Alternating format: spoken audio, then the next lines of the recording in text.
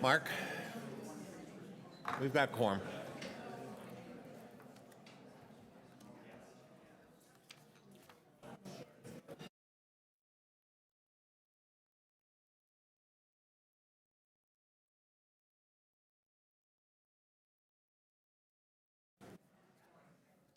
Madam Clerk, you ready? Everybody's ready?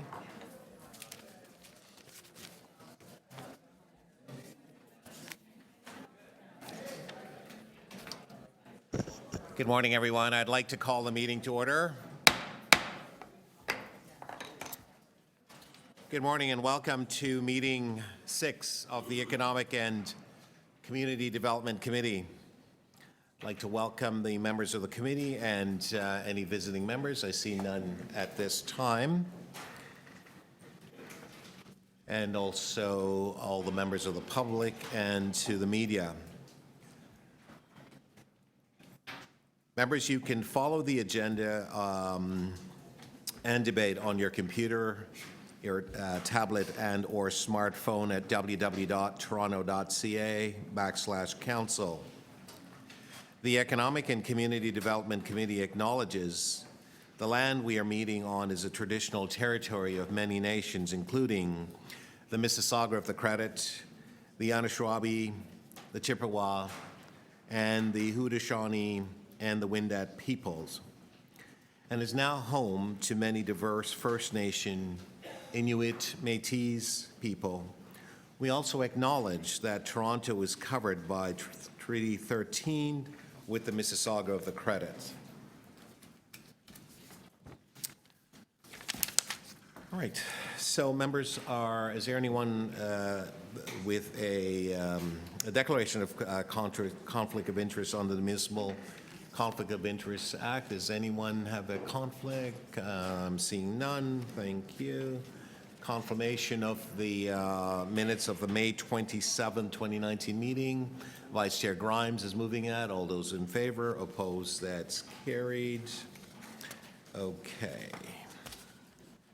So, members, we are moving right ahead with respect to the agenda. We have a very full agenda. I think there's 22 items on the agenda, and there's I have a new business item that has been distributed by the clerk. I'll just invite members to read that. Give this back to you, Madam Clerk. Did you want to move to introduce? Okay, so I'm going to introduce the new business item. It is supporting 3 significant events in Toronto in the 2019 period. And the details are contained in the report. All right, so all those in favor in adding this item as new business? Opposed? That's carried. Thank you. Councillor Carroll, good morning. Welcome. Yes. Good to see you. All right, members, I'm going to vet the agenda. Please hold any items that you wish. And Councillor Carroll, I saw your list. No problem. But you're here.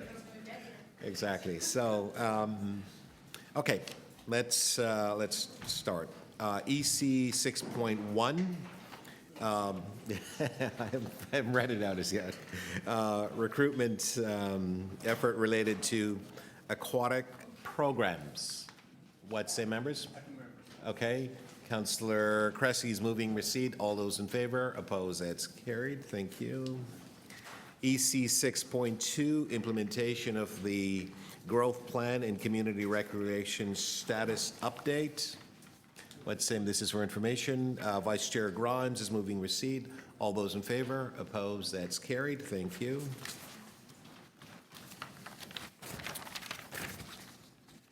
EC 6.3, Agent Court Recreation Center status update. Councillor Lai, hold. Okay. Lai is holding that item.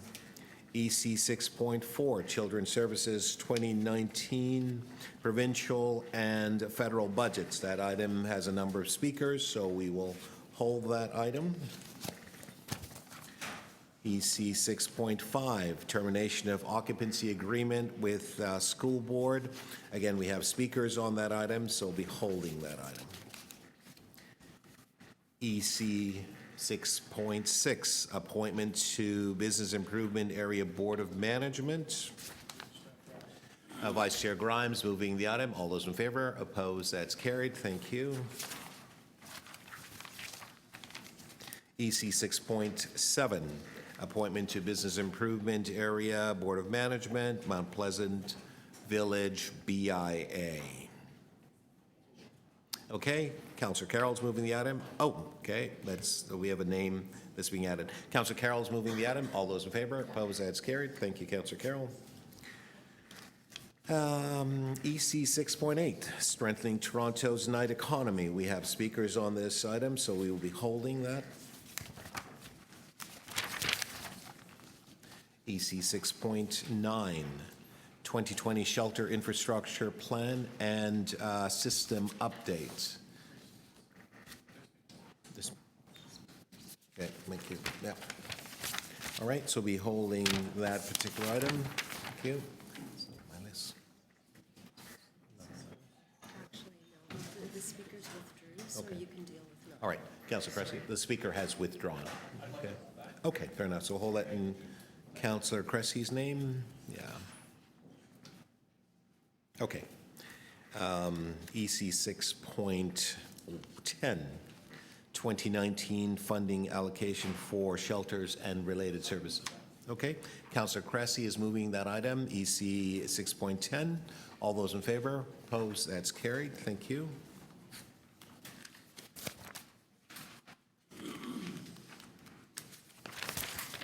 EC 6.11, amendments to purchase order 6048571, 6045120, and 6048213 for emergency hotel, motel accommodation, and recommendations to award requests for proposal number 681518. 7217, short-term motel accommodation for shelter clients. It's a long one. I know. Councillor Grimes, you moving that? Okay. And I want to thank the staff for the good work and Madam DCM and team for the conversations that we've had on this particular matter. All right. So all those in favor? Opposed? That's carried. Thank you. EC 6.12. City of Toronto's Community Safety and Wellbeing Plan. Okay, so we have. Sorry, I have a motion, and it's actually a really good news motion. So maybe just ask the clerk to put the motion on the screen. We're going to receive money to basically fund the implementation of the Justice Center in the downtown and east and northeast area of the City of Toronto. So the Ministry of the Attorney General is actually obviously continuing to work with us, and so this is good news. This is provincially, yes. Yes. That's what I said, it's good news. Okay, so the motion's on the screen. All those in favor of the motion? And item is amended.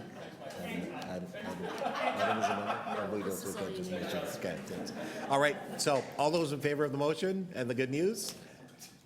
Opposed? That's carried.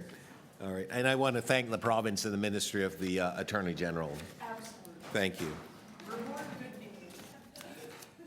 I'm not touching that. EC 6.13, Toronto's action plan to confront anti-black racism update. We're going to hold that item. We have several speakers. Okay, moving right along to EC 6.14, Youth Service Review Directions Report. This item is here for information. Okay, Councillor Cressy wishes to hold this item. Was that one of yours as well, Councillor Carroll? Oh, okay, fair enough. Yeah, so, okay. Yeah, I just had to check your list. So, Councillor Carroll, I've held it in your name, okay? And of course, because you're seatmates, you guys can share that, right? So, okay, moving right along. EC 6.15, Community Benefits Framework. We have a number of speakers on that item, so we'll be holding that.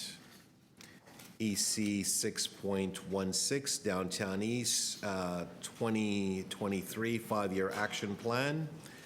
We have speakers on this item, so we'll be holding that.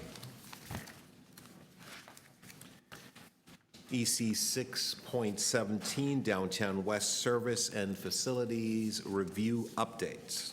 What say you, member? Okay, so Councillor Cressy, I'll put it in your name. Councillor Cressy.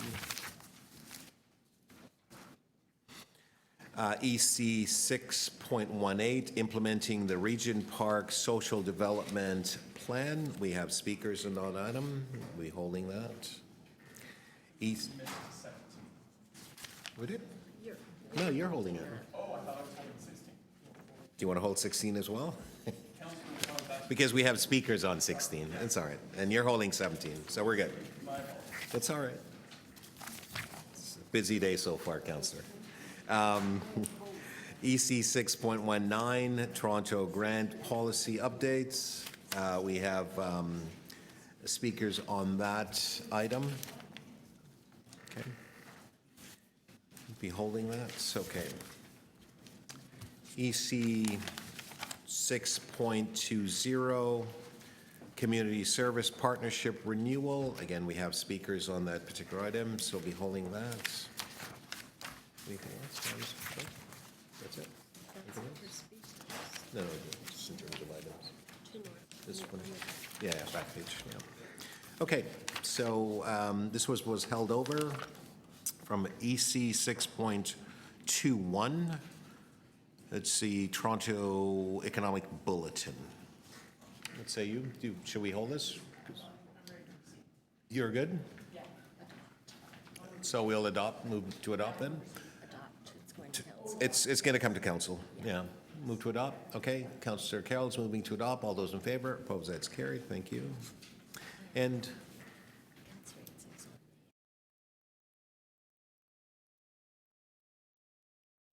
the thank you. All right, EC 6.22, formation of a business improvement area in Scarborough East of McCowan. This is a letter from Councillor Ainsley. Councillor Ainsley was going to attempt to make it here, but he is suggested to the clerk that we adopt this. He doesn't have to come and speak. And so, Councillor Grimes, you're going to move this? Vice Chair Grimes is moving. All those in favor? Opposed? That's carried. Okay. Thank you. We've added this to the agenda. so Right, next 23, item, yep. 23. So, members, the last item is EC 6.23, which is the new business that we've added here. Has everyone read this item?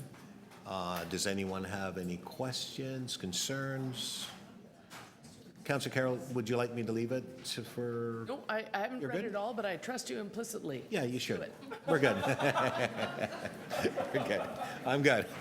So all those in, good. Okay, okay. Councillor Ford would like just to hold this item down for a moment. Okay, so I'll just hold it in your name, Councillor Ford. Yeah, apparently. I will hold it for one reason. So it's held. We've already voted on it? No, we haven't. We haven't? Oh, okay. We just added it. Councillor Ford's holding it, just for a Good, moment. because I do have a really pointed question. That's fine, that's fine. Well, I just want to make sure, members, that all the pointed questions that are pointed to me, that you'll have to ask those before the lunch break, because I won't be here after. Vice Chair Grimes will be taking the chair. So I just want to make sure that we can discuss any issues that you may have on this. All right, so we are moving back to the beginning. We're doing number 4. So, Councillor Lai, we are moving to EC 6.3, which is the Aging Court Recreation Center status update. Do you have questions of staff? Okay, so are we good, members? EC 6.3. Agent Court Community Center status update. Councillor Law, you have 5 minutes. Questions of staff. I'm not sure which staff is going to answer, but Parks and Recreation staff are here. Thank you, Mr. Chair. And first of all, I'd like to thank staff for dealing with this matter in a very expedient manner. And I just have a couple of questions to ask. Yes. Would anybody be able to tell me what is roughly the monetary damage to this to the center? So through the chair, we're just awaiting staff from risk management to come down who can give an update on the insurance claim and the value of it. So we can either hold the item down until they arrive. I understand they're en route. Yeah. I'm Mr. sorry, the Chair. staff are not here? No. Oh, risk man. Coming. Okay. All right. What time will the staff be here? My understanding is they're probably on the elevator. Oh, okay. All right, fair enough. Okay. so Counselor, is there another, we will hold it down question and we could answer while we're waiting? No, it's fine. We will hold it down and move to the next item, and we can come back to this after we've concluded the next item. Okay, so we are then moving to the next item, EC 6.5, the termination of occupancy agreement with school board. Sorry, 6.4. Sorry, 6.4. I'm heading myself there, Vice Chair Grimes. 6.4, the Children's Services 2019 provincial and federal budget. I'm looking for following speakers. Carolyn Ferns, the Ontario Coalition for Better Childcare, and also Jane Mercer, the Toronto Coalition for Better Childcare. Hi, are you here? Are you Carolyn? Excellent, thank you. I don't know if you've been here before. You have 5 minutes to speak. The clock to your left will show you the time, and members may have questions off you once you're finished speaking, and you may answer those questions as you wish. Sure. Okay, you ready? Yep. Thank you. Good morning and welcome. Good morning, Chair Thompson, committee members. My name is Carolyn Ferns, and I'm here on behalf of the Ontario Coalition for Better Childcare. We represent hundreds of nonprofit childcare programs across the province, as well as provincial organizations and individual parents and educators advocating for better childcare in Ontario. So let's talk about the provincial budget. Back in April, the day that the provincial budget came down, the childcare community was left scratching our heads, as I'm sure many of you were too. On that day, there was so little detail, so little clarity, that it wasn't clear to anyone what had just happened to funding for childcare. And over the next weeks, as the picture came into focus, it became clear that the devil was in the details. Once the allocations and cost share changes were released, we could see that childcare was facing significant cuts, devastating cuts, as were so many other vital services, public health, paramedic services, and others. And across Ontario, our members and supporters, parents and educators, were trying to mount an effective resistance to these cuts, but felt at a loss as to how to really gain traction and attention to the devastation that these cuts would have on services to children and families. And it was the City of Toronto's leadership that made a difference. From Mayor Tory's first statement decrying the cuts, city staff that crunched the numbers to show the true impact that these cuts would have on our communities. Deputy Mayor Thompson, when you led that news conference with parents and educators here at City Hall, councillors who visited childcare programs leafleted with us in Scarborough and Etobicoke, and every councillor but one who voted to oppose the cuts. All I can say is thank you. You truly are childcare champions for that, and you made a difference. Now, I wish that I could say that things are going to get easier now, but we know that the clock is ticking, that the cuts have just been put on hold, and that our greatest challenges are yet to come. The staff report in front of us this morning talks about the changes that the province is making that could impact 51 planned childcare programs, over 3,000 childcare spaces. To receive the province's promised capital funding, the province has made a change and is now requiring that municipalities confirm that they can find the operating funding from within their existing funding envelope. So this puts municipalities, it puts the City of Toronto in an impossible position because the province has just changed the rules in the middle of the game again. So as a first step, I agree with staff's recommendation that more time is needed so that there can be an opportunity to secure the funding that's needed for these projects to go ahead, for these 3,000 childcare spaces to go ahead. And let me be clear, they must go ahead. I know there can be a temptation to batten down the hatches at times like this, but that's not who we are. That's not how we push back successfully against the cuts to childcare this spring. We know what our city needs. We have a childcare growth strategy, and we know that our system must grow to serve more families. Deputy Mayor Thompson, think back to that press conference here at City Hall at the beginning of May. There was a mother and her 18-month-old here. That mother, Sinead, said that she had been on waiting lists for childcare since she was pregnant, and she was still waiting. She said, and I quote, "I have never felt so powerless without an income, and my partner and I are running out of our savings trying to make ends meet." Now, these 51 planned childcare centers might not be able to help Sinead and her son today, but they will help women who might just be getting their pregnancy results today and are thinking about how they could possibly grow their family and still live and work in our city. So I'm challenging each of you here today to work to secure the funding needed for these programs. Our organization has been hearing about other cases across the province where small towns so close to getting their very first childcare program are having their hopes thwarted by this change from the province. So this must be challenged, and know that we'll be challenging it at the provincial level, I can assure you of that, but we need Toronto's leadership again. And I call on each of you here to do what you can to challenge it here in Toronto and make sure that our childcare system can continue to serve more of Toronto's families and not less. So in closing, Toronto has years of service planning experience, expert reports, and amazing childcare growth strategy. We know that our city needs, we know what our city and our children need. So I would urge you, don't let what we know is best for our city and our children be snatched out of our grasp by the Ontario government. Thank you very much. I'm happy to take any questions. Thank you very much. Are there any questions for Ms. Fern? There are no questions of you, ma'am. Okay, thanks very much. Thank you very much. Thank you for your presentation. Jane Mercer.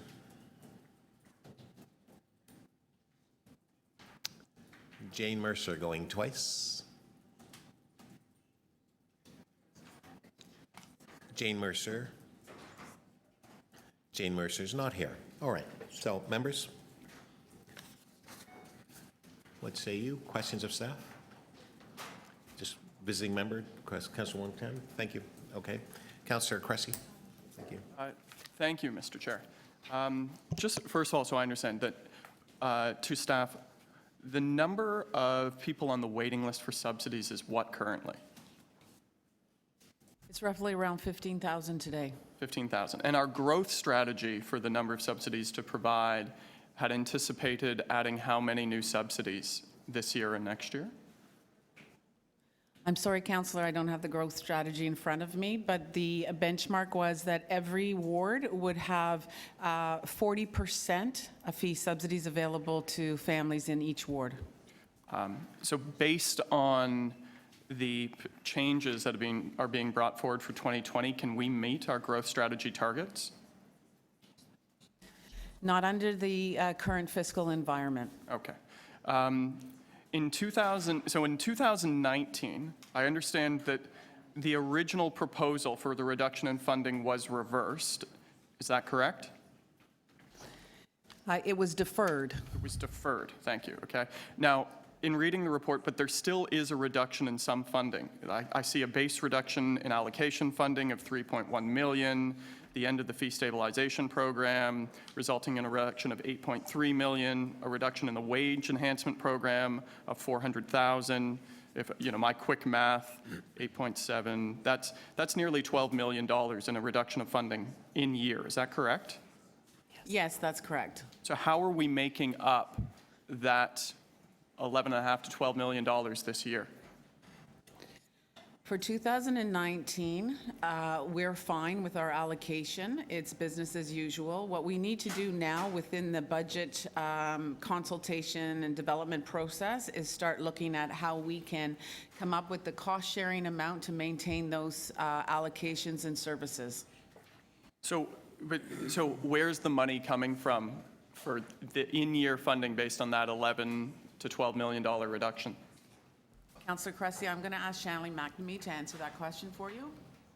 Through the chair, Councillor Cressy, the biggest reduction in 2019 was the fee stabilization support program. So that program has ended. The province has terminated the program as of March 31st. So while there is less revenue, we will also not be delivering the program. Okay. And so then the reduction in base funding of 3.1 million, the reduction in the wage enhancement of 400,000, that's 3.5 million. So where is, if programs are not being impacted in 2019, to the deputy city manager, where is that money coming from? So through my understanding, and maybe Shanley or Karen can correct me if I'm wrong, is the wage enhancement was an application-based program. So if that money would have flowed to us, and the childcare operators would have applied for funding, and we would have been able to grant that funding. Since we're not getting that money, we're not going to be able to accept applications from the childcare community. Okay, so there's not going to be in 2019 the same level of service then, because we're not able to provide that funding.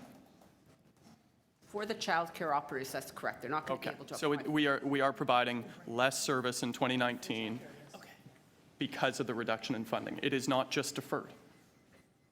For this particular program, that's correct. Okay, understood.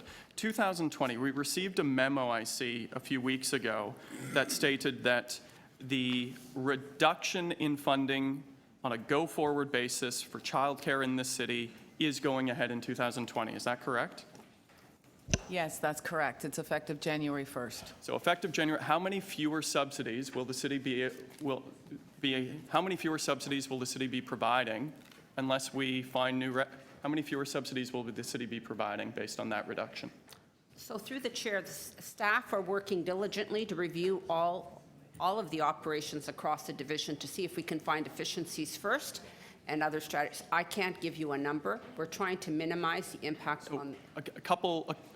A month and a half ago, staff provided us with a breakdown of the number of subsidies that would be impacted based on this reduction. How many is that?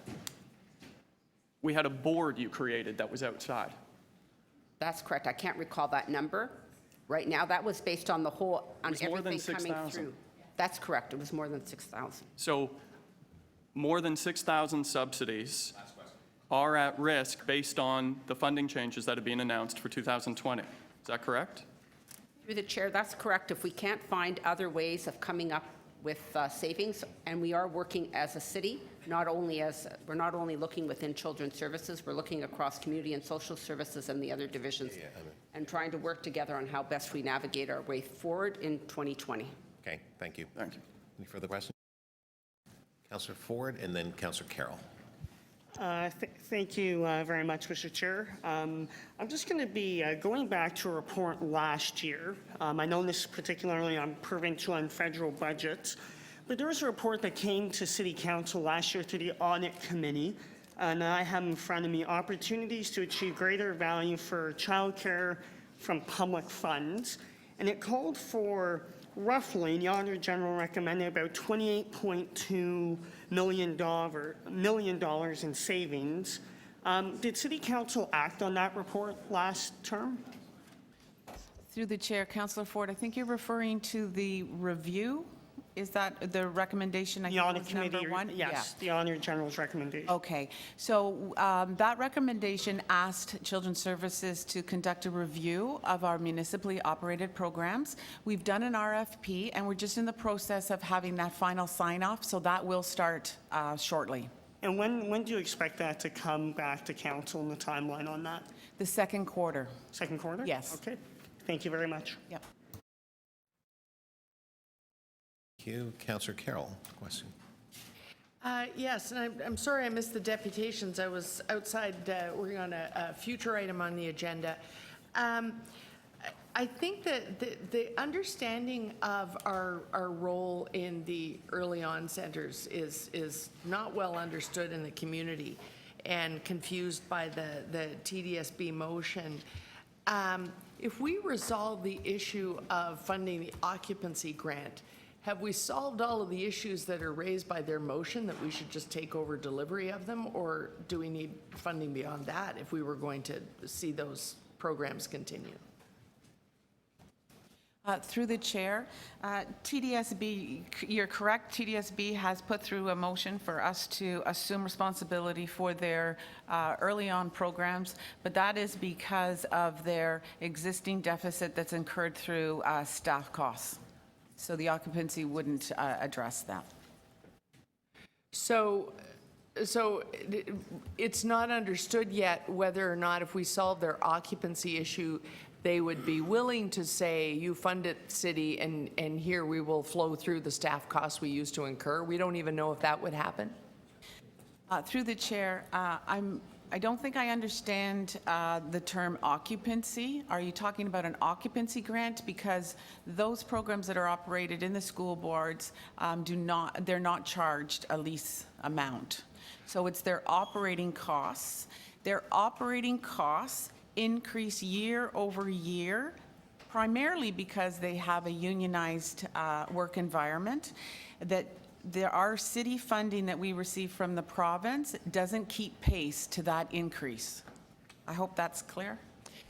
It is, except that what I'm not understanding, what someone from the TDSB told me was that if we don't continue to fund the occupancy grant, we also affect them because in their Education Act square footage calculations, they're taking the space that is allotted for early on centers and hiving it out of school square footage programming calculations and putting it with our childcare centers. Is that true, or is that a lack of understanding on the trustee that I spoke to's part? So we have an occupancy grant that covers a set number of childcare programs at a lower market rate for per square footage. And they take the square footage to which you're applying that, and they're allowed to move that out of their calculation of whether or not they need to close schools. I'm not quite familiar with how they budget. Okay. Yeah, I'm struggling with that one, Councillor, because I'm not familiar with their budget process. Okay. So that's a side issue that's really over there. It might come up in our discussions, but it's a side issue. So in their motion, they'd be asking us to pick up their actual day-to-day operating costs, and we would have to impose a different staff model to do so. Through the chair, well, that's an interesting one because we currently just have the motion. We have a meeting set with TDSB to really understand the intent of that motion. Is it to terminate? Is it to assume responsibility? So there's still a lot of unknowns with that recommendation. Okay. I think there's a motion coming to report back after you have that meeting, so I won't take any more time. Thank you very much, Councillor Carroll. Any further questioning? Okay. To speak, Councillor Cressy. Thank you, Mr. Chair, and I have a motion if it can be put on the screen. The first is to direct the GM of Children's Services to report to our October meeting of this committee with an update on service impacts based on these funding changes. As we've heard here today, we know there are impacts. We need a full update on what those are after we've done our due diligence. The second is requesting the General Manager of Children's Services to report to the September meeting on the status regarding these early on programs that, without warning or notice, the TDSB, based on their own funding challenges, have said, we're not going to provide these anymore, the city, you take it up. Well, that's a big problem as well. Childcare, and I'll speak very briefly because we have a full agenda. Childcare should be accessible and affordable. It's just that simple. In a country and a city like ours, to think that you have to debate whether or not to have children and how many children to have and whether or not to go back to work because you may or may not be able to afford childcare is simply unacceptable. And I mean, we have a waiting list of 15,000 people looking for subsidies. People who cannot access subsidies right now.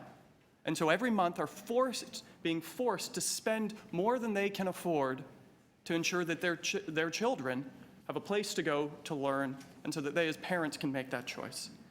And that's just for people looking for subsidies, let alone those who in theory can afford to pay. The average price for infant childcare in the city is $2,000 a month. Infant childcare. The average price for toddler childcare is in the realm of $1,600 to $1,800 a month. How can people afford that?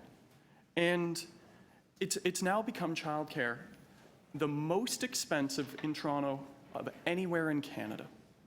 And so in that context, this council, we worked really hard to come up with our growth plan, a growth plan to ensure that we were reducing the subsidy waiting list. We were working hard to try to make childcare just a little more accessible and affordable for those who need it. And in that context, we now will receive less money. Money that could impact, depending on our review, more than 6,000 subsidies next year. Now, we managed to reverse part of that, not all of that, that was going to be imposed retroactively, but we received a memo a couple weeks ago that those cuts are back. And they're back starting January 1, and we have no plan to address them. And if we find a plan based on efficiencies, it will be to maintain the status quo, as opposed to increasing the number of subsidies we offer. In the most unaffordable city for childcare in this country, with a waiting list of 15,000 people who need affordable subsidies, the conversation shouldn't be, how do we maintain the status quo based on so-called efficiencies? The conversation should be, how do we get all those families who need subsidies off the waiting list? Thank you very much. Thank you very much, Councillor Cressy. Councillor Carroll to speak. So, you know, when I read the two reports together here, it puts me in mind of the old create a crisis and then you can fix it. Except that we were already in crisis. The system's not broken, but it's certainly in crisis. It needs a lot of spaces. What I see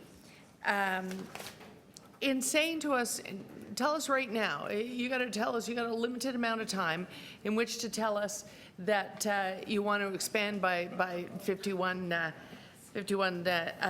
childcare centers. If you want to do the expansion, you got to tell us right now. And you have an expansion reserve, but oh, by the way, we're cutting your operating, and we're moving out of our role in this.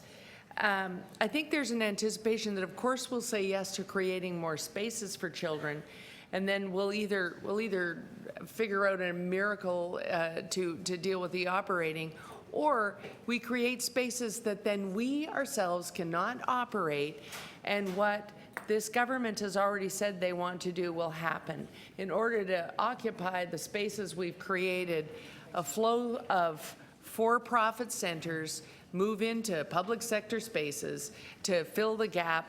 Suddenly schools are filled with for-profit centers. And that is not our goal. It was never our goal. And it does not lead to affordability. Some of those centers want to get in there because they're in a reputable place and they can charge what the market is charging right now. And yet others, really well-meaning, small for-profit operators have a sort of conflated idea that inside the school spaces, occupancy is free, and that they are suddenly going to be able to operate a cheap center and still pull a profit out of it. And those small operators that really are laboring under some misunderstandings are going to end up in difficult situations. What we want is an extension to consider how we're going to keep the public facilities housing not-for-profit centers, and how we're going to continue to work as partners to make that work. And we've got to figure out the occupancy grant, because it affects, I'm only beginning to understand it because I have a long back in history understanding of the Education Act facilities funding formula, but it is impacting that. As far as I can tell from speaking to current day TDSB trustees. And so we have to beg for the time to extend that deadline by which we've got to expand. I'm not sure that staff have asked for enough time. I think we should be asking them till the end of the calendar year. But I think if we get the report back in the timeframes that Councillor Cressy is moving, then if we have to do something drastic and on an emergency basis, we'll know in time to do so if those motions report back to us in that timely fashion. So I'm happy to support those, but I really hope that people will keep that in mind when they're asking us what we should do next, that their ultimate goal is to have us build a bunch of spaces with taxpayer dollars and then see a flow of for-profit centers moving into what we've built with public funds. Thank you. Thank you very much, Councillor Carroll. Anyone else to speak? Okay. I just want to add my voice to this issue and clearly to support the motion that Councillor Cressy has put forward.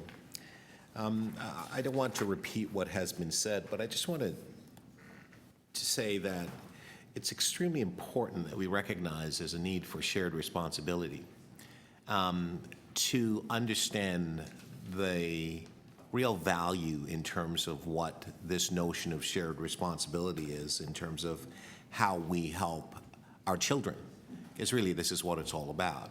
And helping the parents who, as it's been described, have challenges spending, whether or not it's $1,800 or $2,000 a month, and God forbid you have two children and you have to be spending this sort of money and you're not making anywhere near the type of income to allow you to be able to take this measure of paying for fees for the service.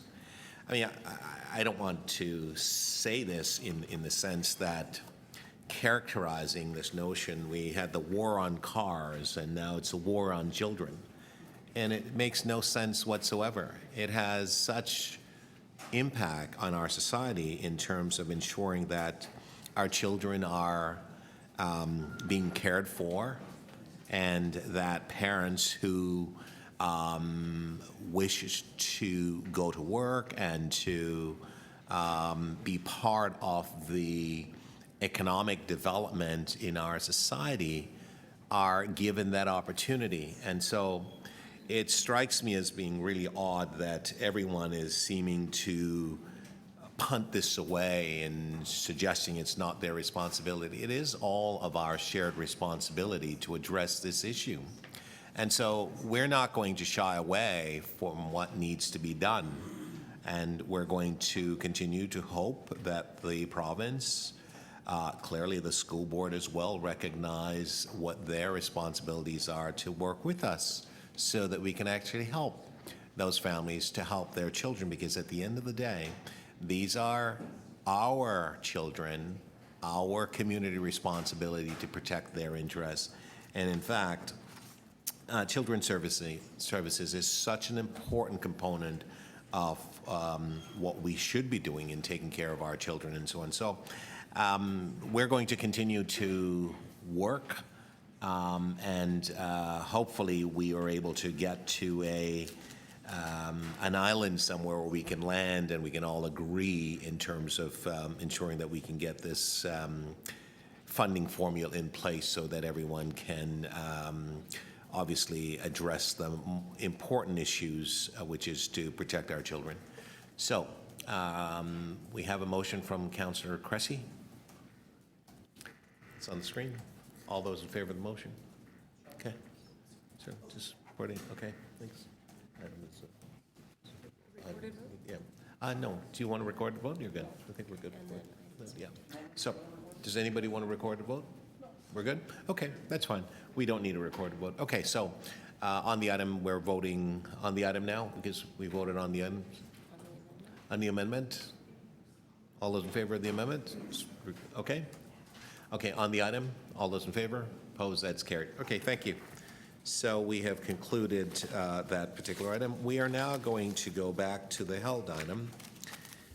Councillor Lai, you had held 6.3. Yes. And staff is actually in place, so you have 5 minutes. Thank you so much. Like I said, I'd like to thank, first of all, the PFNR staff for expediently help the plan and all that is in place. And I just wanted to have a bit of the insurance adjuster's report on the damage, if I may, please. Through the chair. So I'm not the insurance adjuster, I'm a staff person for the City of Toronto, but the insurance adjuster is reporting that the reconstruction, the restoration of Agent Court Recreation Center is on track. We have valued the loss at about $14 million.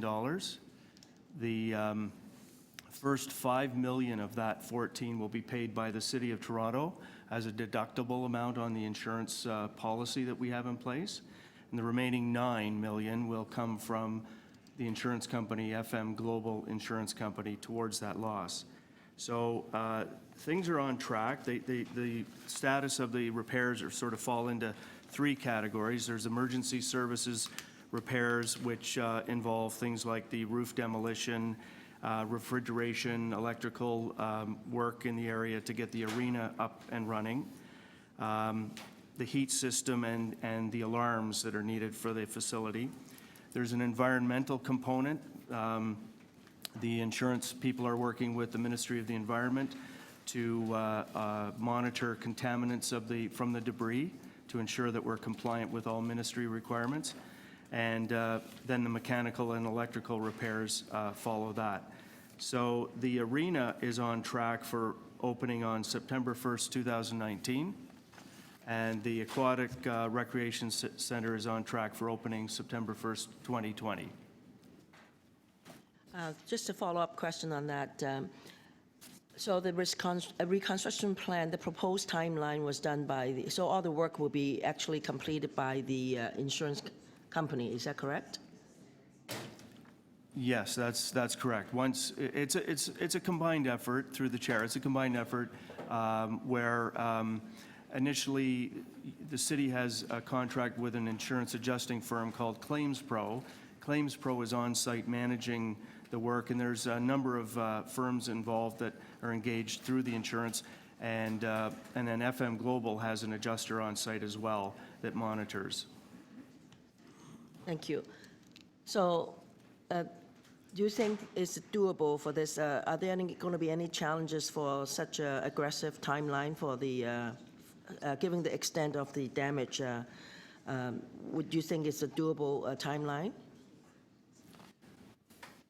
Through the chair, this is the report we have before us today from the insurance adjuster, that those are the timelines. They seem doable. The insurance people will be working with PF&R Capital folks to determine if there's any changes or any improvements that are needed, and that will be factored in as well. But based on the work that's been going on to date, the September 1st, 2019 for the arena and for 2020 for the Aquatic and Rec Center, they do seem doable, yes. And also, in terms of the repair and the restoration, the report here says that we can actually provide them with the design and construction drawings and for review and approval. Does that mean that we can actually update the center however way we wanted to do it, or is it some restriction on that? So through the chair, as Jeff has indicated, there's a large insurance component of this that will be paying for the restoration from the fire. We are also working with the community center staff and with our capital staff to identify some upgrades that can be done. So while that work is being done, we can also refresh a number of areas in the community center. So does that mean that we can actually host a town hall meeting and then just to invite the residents' input on these design and construction drawings? Absolutely. We would plan to consult with the community, especially the users of the recreation center. Okay, thank you. On the new components and design. Thank you, Mr. Chair. That's my question. Thank you very much, Councillor Lai. Councillor Carroll, question? Yeah, just a quick question, because we definitely, it sounds like we're really prioritizing the rebuilding of this. I just wanted to check, are we picking up some of the design principles that we've learned since the building of this, so that we're adding in some of the equity pieces, like such as we have at Regent Park, things like that? Through the chair, we're updating wherever we can within the budget that we have, but we are trying to stay true to the restoration that is being done through the claim. So the building itself won't have any huge significant change, but we are looking at more cosmetic upgrades to the whole building when the rebuild is being done. Oh, okay. I was just wondering if we could do such things as doing because it's sort of the old school family change room idea there. I was wondering if you could switch to the Yeah. I mean, we're being, McConnell through the Aquatic chair, Center idea of family in the middle so that they're not all separated. Is there an ability to look at doing that? sure, while we're doing that design with Claims Pro, we can certainly have a look at some of those things, if they can be incorporated within the existing sort of footprint of the change room areas. And we'll have a look at that as the design comes forward, noting that if it requires any major sort of redesign of the actual floor plan of the building, it would be sort of out of scope of the claim that goes forward. Okay, understood. Thanks. Thank you very much, Councillor Carroll. Councillor Grimes, question? Thank you, Mr. Chairman. $14 million claim, that's what I heard? Claim's Mr. 14 Chair, million? Yes, correct, yes. And did I hear correct, our deductible's 5 million? Yes, that's correct. Why is that? That seems like crazy to me. A $5 million deductible? Why do we have a $5 million deductible?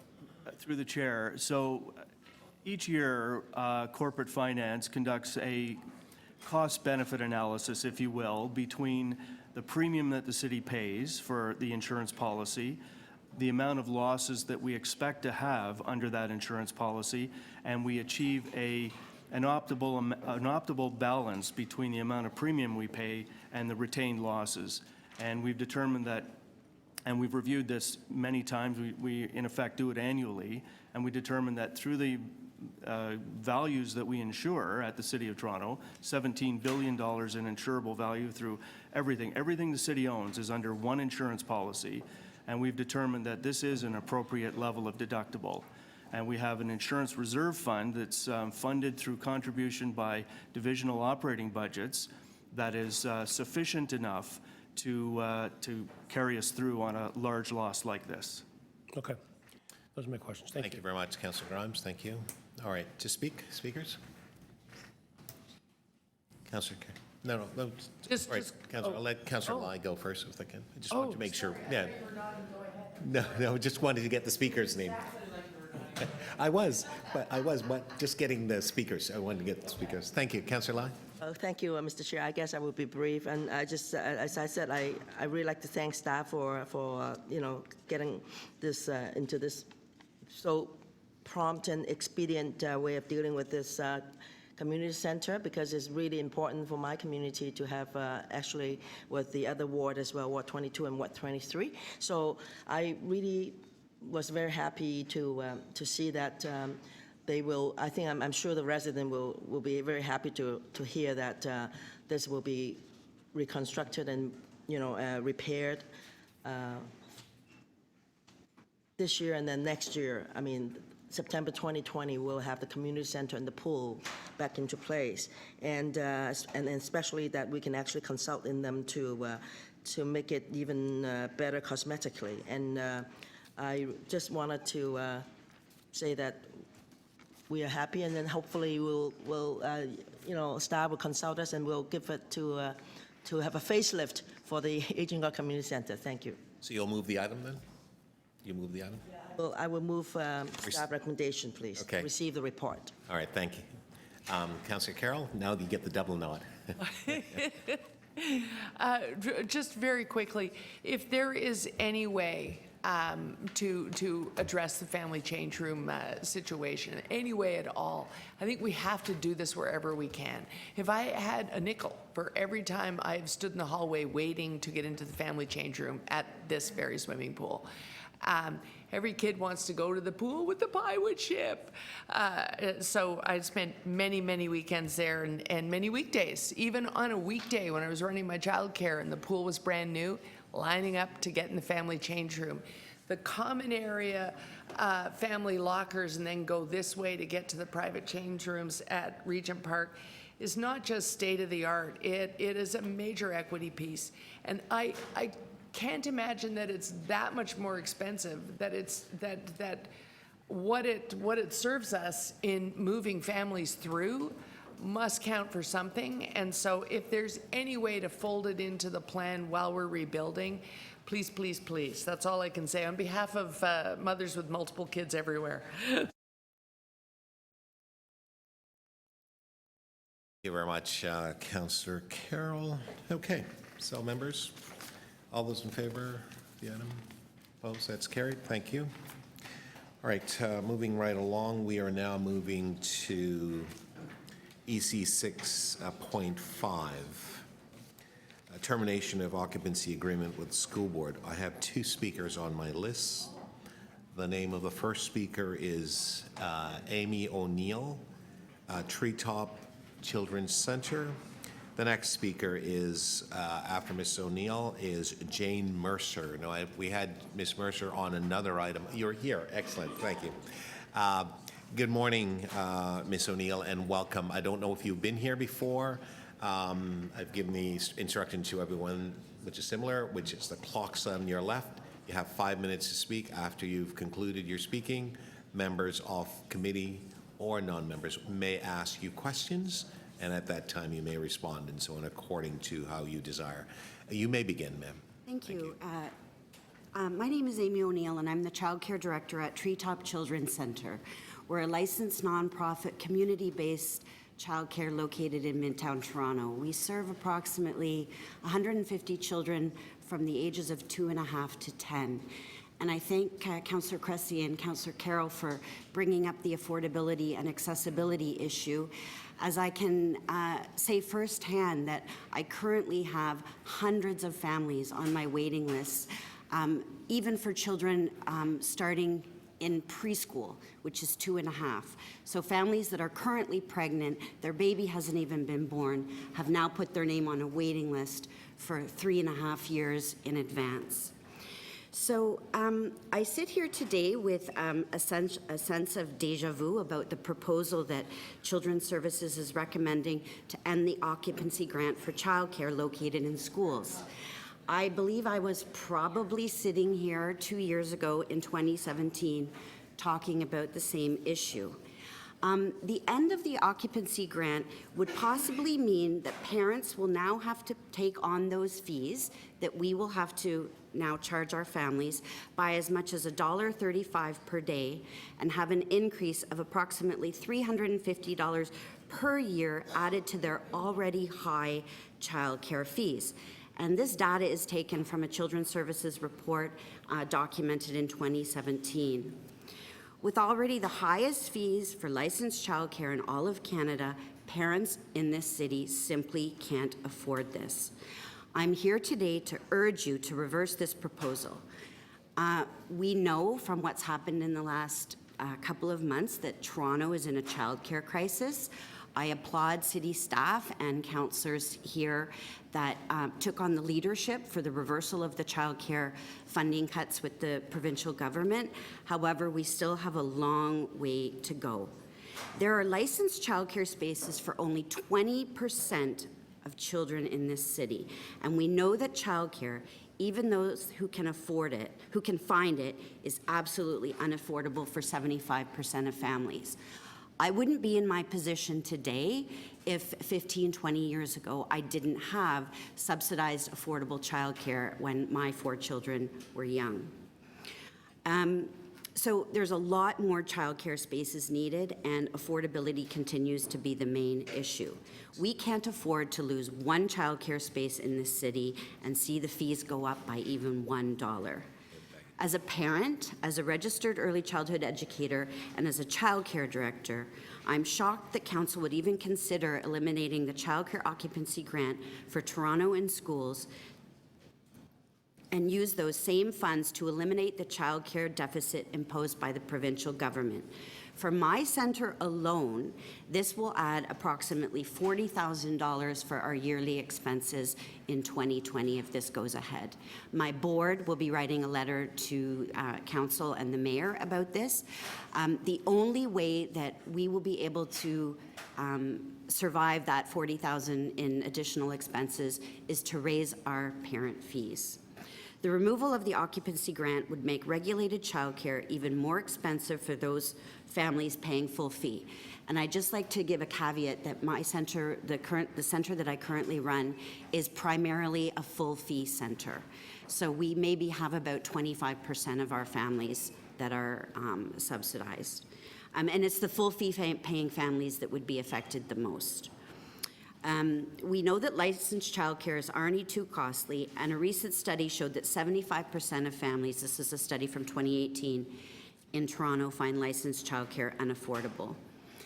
So at a time when Council has approved a 10-year growth strategy, the city should be looking at ways to work with the provincial government and expand licensed childcare to be accessible to more families. It's shameful and short-sighted to balance the city budget with provincial childcare dollars, download costs onto the parents, and finally, open up an agreement where costs were fixed in 1998 with the TDSB, exposing parents and the city taxpayers to soaring costs at the mercy of the school boards. Currently, we're paying, the city is paying a rate of $19.98. If this were to go ahead, we could be paying as much as $11.07 per square foot. If this agreement is opened, school boards would hike occupancy costs for childcares in schools, and that will have a fast... Oh, sorry. Okay. I would just like to say providing the families of our city with quality, affordable, accessible, and nonprofit community-based childcare is critical. Thank you.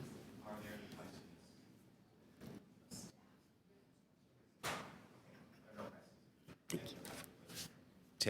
Thank you. Our next speaker is Jane Mercer, a Coalition for Better Childcare. Ms. Mercer, good morning. Good morning, and thank you very much. Welcome. Speaking to both, but I was putting it together anyway, so All right, no worries. thanks very much. Thank you. You have 5 minutes. My name is Jane Mercer, and I'm speaking on behalf of the Toronto Coalition for Better Childcare. We're a community network that supports close to 20,000 families in non-profit childcare programs in Toronto. Our membership also includes licensed home childcare providers, family resource programs, welfare agencies, and children's services organizations. I, too, would like to start by thanking most sincerely our Mayor and Councillor Thompson, as chair of this committee, for the strong leadership you and the steadfast commitment you showed to childcare in Toronto when we were hit with those devastating provincial cuts. The speed with which you responded has not only saved our childcare system in 2019, but will prove to have been a critical moment as we move forward to protect, improve, and grow the childcare system that families in Toronto so desperately need. Childcare is a very complex system. It involves provincial funding and city funding, in-kind funding, and collaboration with the school boards. We have over 1,000 community childcare programs. We have subsidized and full fee paying parents. We deal with per diems and grants and legislation from several departments or layers of government. But if we can cut through all of that and remember the parent voice, it will be. We need to hang on to every childcare dollar, every space, every subsidy, and every grant. Parent fees cannot go up, and salaries cannot go down. So speaking to the occupancy grants that you have with the school board, I want to remind you that this has come to council so many times before, and the reason it's been shot down, it is a solid agreement.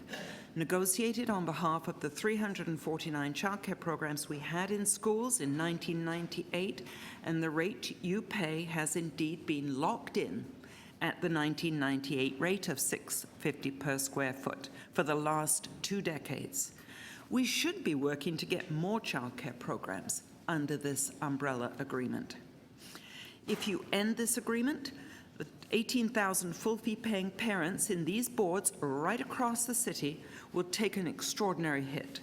Your staff estimate the costs at about $300 a year for each child. We fear it could be way higher. And Toronto's families, as we know, already pay the highest childcare fees in the country.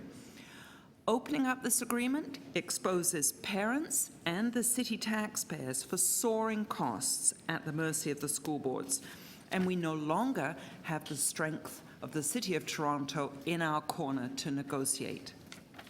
We know that if this agreement is opened, school boards will, facing their own budget crisis, likely hike occupancy costs, possibly well above the $11 per square foot. And this will clobber full fee paying parents, but it'll come back to bite the city because the subsidized parents will get that added into the per diems, and it will gobble up more of our precious subsidy dollars for childcare.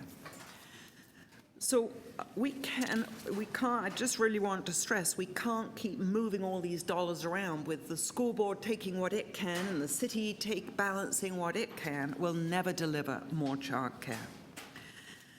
Secondly, just speaking quickly to the item EC 6.5, we support the staff recommendation to ask the province to extend the deadline to October 31st, and I would agree with, I think it was Councillor Carroll that said we probably need much more realistically to be able to hang on to the end of the year before we respond. We need to do everything possible to accept those provincial capital dollars in 2019. It will expand our system by 3,500 spaces. They will come online and they will need to be operated over the next number of years. But again, remember, for every space you build, one of them will end up going to a full fee paying parent. One of them will end up going to a subsidized parent. We can do this. We have to grow the system whilst we're offered the dollars, and they will come online in 2020, 21, 22. Don't let's balk. Please be bold. The speed with which you responded in May is the same energy we need going forward. Thank you very much. Are there any questions for Ms. Mercer? Visiting members? Seeing none. Okay, take this into committee. Councillor Carroll. So I'm wondering if the coalition is working on this issue of making them understand why, where we're housing in public sector buildings, they need to be not-for-profit centers. Is the coalition doing work in that regard? The school board, following the city's lead, did establish that they needed to be not-for-profit probably 6, 7, 8 years ago. Right. And so the city and the school board both have it in the city's service plan and the school board's, I'm not sure if it's their service plan. There is that commitment that it needs to be not-for-profit. And the reason, of course, that it needs to be not-for-profit is that our public space is not intended to generate profit. In a not-for-profit center, every single dollar will go into the care of the child. Right, right. Now, I didn't ask a question of Amy, but you know, part of the struggle we face is, and I'm not sure people understand the plight of the full fee paying parent. Treetops is at Eglinton and Chaplin, so where people picture well-heeled have parents. But a full fee, if you're a family with 2 kids and you're paying full fee, you could live at Eglinton and Chaplin and have $200,000 a year between you. It's still unaffordable. That's where we're at right now. Absolutely. I mean, I think the whole concept of a full fee paying parent, it gives the impression that they're wealthy individuals. They are not. Many of them will have their names on that subsidy waiting list. They are desperately waiting for a subsidy. They haven't been able to get it because we don't have enough subsidies. Right. And so they struggle to keep paying that fee. They may be up at Bayview and Eglinton or anywhere else in Eglinton across the city, but they may be paying exorbitant rents in an apartment in a house. And so we don't know the circumstances behind each family. We do know that young families find this city increasingly unaffordable. And if they cannot afford the rent, they cannot afford the childcare, they're gone. Yes. They move to Hamilton. Right. And that exodus of young families, 30s, families in their 30s. Right. This is killing them. Thank you. Thank you very much, Councillor Carroll. Any further questions? Okay, seeing none. We'll now take this into questions of staff. Okay. Councillor Cressy, and then Councillor Carroll, you had questions as well of staff, or no? Yeah. Okay. Councillor Cressy to begin. Thank you. To Children's Services. So we've been through this before. So these childcare locations are all located in schools within the different school boards. Is that correct? Through the chair, yes, it represents 4 school boards in the city of Toronto. All right, 4 school boards. And how many locations? Through the chair, 473. And we pay occupancy grants for how many of the 473? We currently, through the chair, we currently pay occupancy for 349. So this would impact 349 childcare locations. Is that correct? That is correct, and that represents 35% of the broader childcare community. 349 childcare locations, 35% of the broader licensed childcare community? Through the chair, yes. Okay. How many, do we have a broad ballpark of how many kids are receiving childcare in these 349 locations? Through the chair, over 1,800. So this would impact around 1,000, thank you. 18,000 kids in these 349 locations? All right. We're just, through the chair, we're just checking. Okay.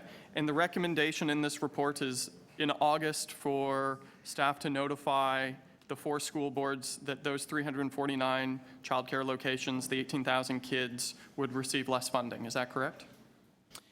Through the chair, to go back and clarify the number of children who are currently using those spaces, 18,420. Yep. When that occupancy grant is terminated, it becomes an allowable expense in an operator's budget. Currently, 65% of childcare programs in the City of Toronto include rent as an allowable expense. 35% in the sector are covered on the occupancy grant and therefore don't need to claim rent in their allowable expenses. Just to be clear, so we would be providing fewer funds to those 349 locations. Through the chair, yes, the city's contribution would be less. And the recommendation here is to notify the school boards and those locations in August that the funding would be removed come January 1st. Is that correct? Through the chair, under our agreement with these 4 school boards, we were to notify them June 3rd, and that has happened. So, Through the chair, I just want to clarify, when council extended the funding, it did so only for the 2 years. So it was always, and during those 2 years, we were to try and advocate with the province to change their funding formula to pick up these costs. That 2 years is expiring at the end of this year, so in order to adhere to council's direction, we'd have to provide 6 months' notice. so, but just clarity, council gave permission to extend 2 years, and your staff are coming back not with a request to further extend, but rather with a request to terminate. So my recollection of the council direction is to extend that they would extend 2 years while we advocate for the province to pick up to amend their funding formula, and it was only contemplated as one time because it was those 2 years are funded from a reserve. Yeah. So there was no contemplation that permanent funding would be restored in order to continue this agreement. So I took some time to just review that decision, and that is our interpretation of that direction that went through the budget process a couple of years ago. Okay, but staff, just to be clear, staff's recommendation here is not to extend further or advocate longer, but rather to terminate. Is that correct? So this was a received for information report. What I had suggested to Children's Services, as the councillors may not have recalled that council decision 2 years ago. So we just wanted to be clear with committee and council that this notice was going to be going out because Okay, after offline, I'm going to look at that council decision because I interpreted it differently. Okay, thank you, Councillor Cressy. Councillor Carroll? So I'm wondering if Before removing the occupancy grants, whether or not staff have gone through developing a briefing to have people understand how the childcare burden plays out for two-kid families. Is it clear all the way up to the city manager what it means to say we're a double-income family and now we're going to have 2 kids? Is it really clear to them what the burden is? Through the chair, I think it is clear. I mean, if you want us to go back and articulate that in a briefing note to expand that broader, we can certainly do that. I'm at that point where I want to, because I know this story. I've had this conversation with young couples of can we have a second kid and how they time it out and figure it out to pace out the burden. I almost want it in a briefing note. What is the burden? We could use treetops as the example. What is the burden of having 2 kids 3 years apart in a briefing note so that it's finally understood? Because unfortunately, with the exception of Councillor Cressy sitting beside me, I think we lose touch because by the time we're in the decision-making position here, we're in our 50s and we're not really understanding how hard this is, even if you have 2 decent incomes. And so the occupancy grant, I think the problem is, wouldn't you agree that you know, as hard as they're trying to explain it to people, $1.35 a day, so it's $350 a year, and people are going, you make $200,000 a year between the 2 of you, and they're not understanding the burden. Do we need to chart this out for people? Well, through the chair, we could certainly do that. That's very difficult because you'd have to actually go in and look at each individual's circumstances. Even though you're making $200,000, some may say, given their financial situation and the way they've invested their funds, they can accommodate that. Other people with $200,000 would say, given my expenses, my overhead, I can't afford that. So that varies for each individual, even though they have the same income. You'd be just making guesstimates. Okay, I might demonstrate that in speaking. Looking forward, Councillor Carroll. Thank you. Any further questions? I just have one then for the DCM.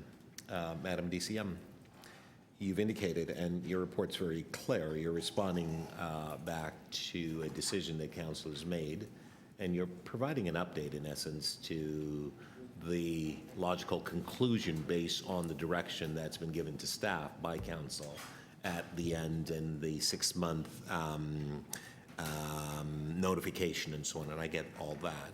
However, one of the points that you did make in your comment was that there had been direction, and council given you direction to work with the province.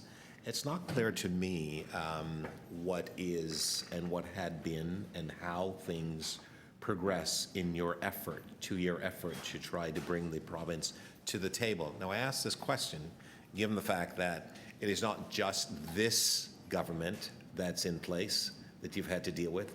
You had to deal with another government that was in place and so on. So I want to make sure that it's not simply weighted on the current government and so on, but what has been the provincial policy and or at least their, I mean, I understand what the policy is, the money's not there, but in terms of their response, what has been the response has been provided to you to date?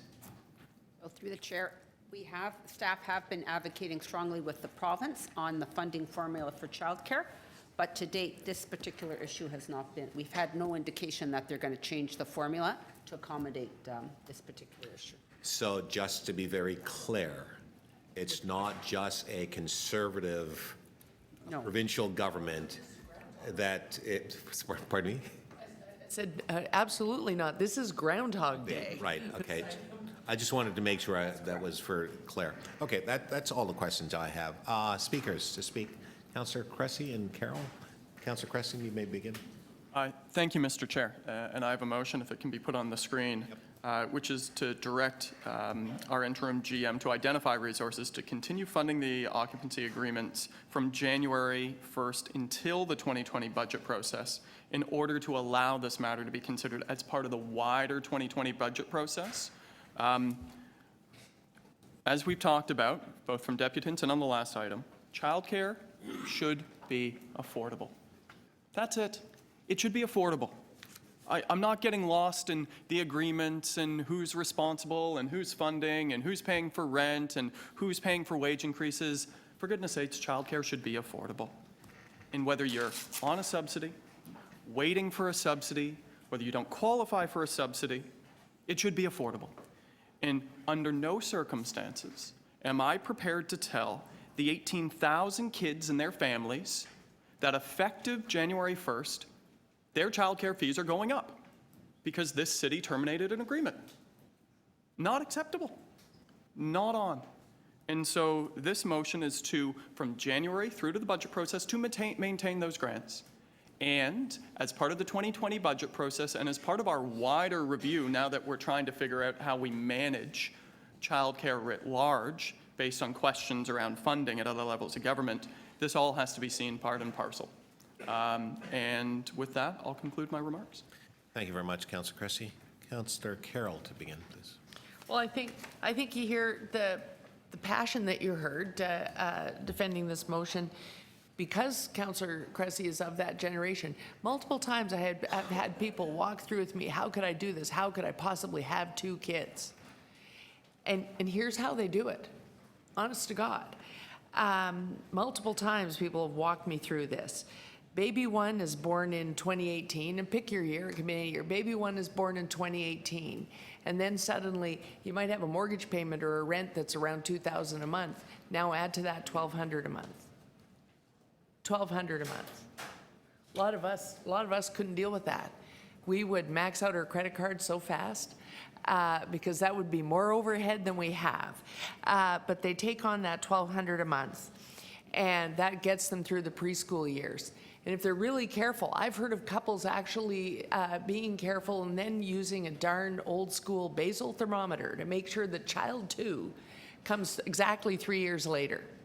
Because then, and only then, they work it out so they go into their maternity leave, and which means their salary drops a little bit, and they go into their maternity leave just as baby 1 is heading into kindergarten, so that he will have a lower rate. And so that matches their drop in salary. And then when that year is up and now baby 2 and baby 1 are going back, they've suddenly got to carry the full amount of 2 kids. But they've timed it out so that baby 2 is a little older, and so it's not another $2,000 a month. They can get it down to where it's only $1,700 a month for the 2 kids because he's in kindergarten heading to grade school, where it'll go down to $550 a month, and they can just about make it. And by the time both those kids are in grade school, we have people who, despite having a joint income of about $200 grand, have maxed out every credit card. God forbid anything happened to their car because they ended up taking on more debt than they already have to own a house in this city to keep that alive. And they can't live without the car because they got to get 2 babies from here to here because that was the only childcare center that would take them to there where their job is. That's the life of a full fee paying parent with 2 kids. Yeah. So we can't mess with that. They're already so fragile, and so I know that there are some who are really well heeled, but in the main, in the average, that's what they're going through and having to time it out. So the $350 that sounds like, well, it's not that much if you're a full fee paying parent. Yes, it is, because they're already on the brink. And on the brink for several years if they're going to have 2 kids 3 years apart, which they have to because that's the only way they can possibly swing this. So this seems like a little thing at $5 million, but it's huge. And that's why you're going to hear council continue again and again and again to say, no, there has to be a better way to do this. And if there isn't, we got to man up and tax for it and pay it and keep going as we're doing. Thank you. Thank you very much, Councillor Carroll. I just want to add my voice in support of the intention of the motion by Councillor Cressy. You know, it's thematically the conversation here is that, look, we've got to do a better job in terms of ensuring and protecting the affordability of childcare in this city. And it always appears that the buck seems to stop here. And the question is, where else should it stop? And I realize that we don't have all the resources that we need and want to provide all the services that we want for our residents and so on. But I think that when it comes to this issue around childcare and providing services for our children, I don't think that we should be passing the political football, quite frankly, because we've seen that at Queen's Park, it doesn't matter whether or not it's a Liberal government or a Conservative government. There seems to be a particular focus in terms of their principle, in terms of, I'm not sure what their principle is, quite frankly, in terms of what they're protecting, but it really isn't child care and I guess saving a few dollars. And I'm all about saving money, but at the same time, not at the expense of our children. And so we need to ensure that we draw this line where we fully state and reinforce that we won't accept these kind of situation or conditions that have such dramatic impact on our children. Our children are valuable resources, and you may not be the parent of that child, but in a paternalistic society, which I believe we are, it is all of our responsibility to ensure that children are taken care of. And the pressure, the impact we know on the parents. Councillor Carroll just described it perfectly. You have to time yourself in terms of when you have children and in terms of affordability. And that is not acceptable in my view. And so I believe that we have to do more. And to simply walk away from this process because we have put forward a motion that said, well, we'll fund it for 2 years and then that's the end of it. Well, it's not, because to do so, being the end of it, 18,420 young children will be impacted greatly in a city that just celebrated a world championship basketball win with vast amount of resources and parades and what have you. Well, let's have some parades for our children. Let's make sure that they understand that they're number one. That's our championship, quite frankly. So, thank you. So I don't think that we can allow this to simply matter be brought forward and we accept that the funding is going to end because there was a motion for council that said we're only going to fund it for 2 years. I say that we need to find the resources, and I'm not simply suggesting to others who simply want to download on us that we're going to always have the resources. But I say that with respect to childcare, we can't accept this condition where it would be that the parents would be having to fend for themselves and having to be stressed out, as Councillor Carroll has pointed out in her comments, and additional sums of money, whether or not it's $350 or another $10 or $20, multiply that over the number of days in the course of a year. That's a significant sum of funds. And so I think we have a responsibility to do more to protect our children. And so I, for one, will stand and defend that line of protecting our children. So, thank you. Just on a point of personal privilege, how you as chair got from the Raptors to a parade for children, I'll never know, but it was beautiful. Masterful. Masterful. That was Shakespearean. All roads lead to Kauai. And the children. Thank you. Good. So we have a motion by Councillor Cressy. If we just put that on the screen, please. Just waiting for the motion to come. So I'm going to ask for a recorded vote on this one. Okay. Am I ready, Madam Clerk? All those in favor of the motion, Councillor Carroll, Councillor Cressy, Councillor Grimes, Councillor Thompson, and Councillor Lai. The motion carries. Okay. Okay, so the item's been adopted. Okay, thank you. All right, so we are moving on now to the next item. Just before we move on, members, there are actually two people here that I just wanted to acknowledge. One, because I've just seen him, and I don't think he's really seen me yet. We haven't acknowledged him, but he's one of my local heroes, and that's Mr. Winston Larose. He's here with the hat. Mr. Larose, so thank you. Good to see you. And he has been such a distinguished gentleman in working for young people in the Jane and Finch area and so on. And I just recognize that you were here, Mr. Larose. And you know I'm a great fan of yours. We're good friends. And I wanted just to thank you for being here. I'm looking forward to, I hope I'm here to hear you speak. I may not, but if I'm not, it is not because of anything other. It's just that I have something else that I have to do. But I wanted to welcome you here, sir. Good to see you. Thank you again. And then the next person, members of committee and visiting members, that I want to just acknowledge. I think I've known him for almost 20 years, and he's still as youthful as he was then. And this is, I guess, bittersweet for many of us because this is his last committee meeting with us. But as I understand that he's going on to bigger and better things, as is the expectation and the hope. And that person has been such a remarkable, steady hand and leader in social development and finance. And it is, you know, as I said, bittersweet that we have to say, I guess, so long for now, to a great contributor who has done so much for young people in this city and communities, quite frankly.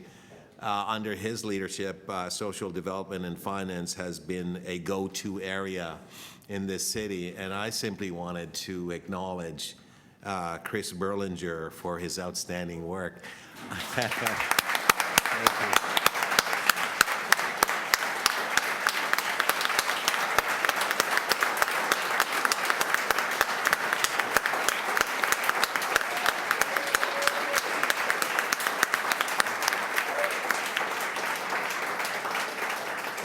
Thank you so much, Chris. I will never forget the day in 2003 in December, summer of the gun that followed later, but we were doing a lot of work in terms of this area and the things that we were able to do and accomplish and so on. And thank you so much for your great contribution. Thank you.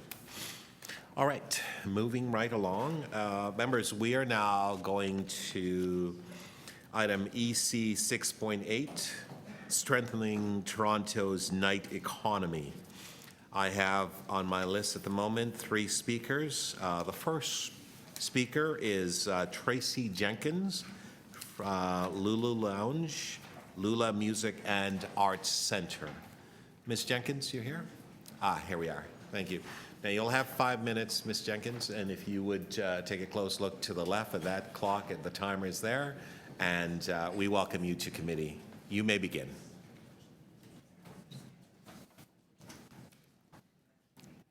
Thank you for the opportunity to speak today.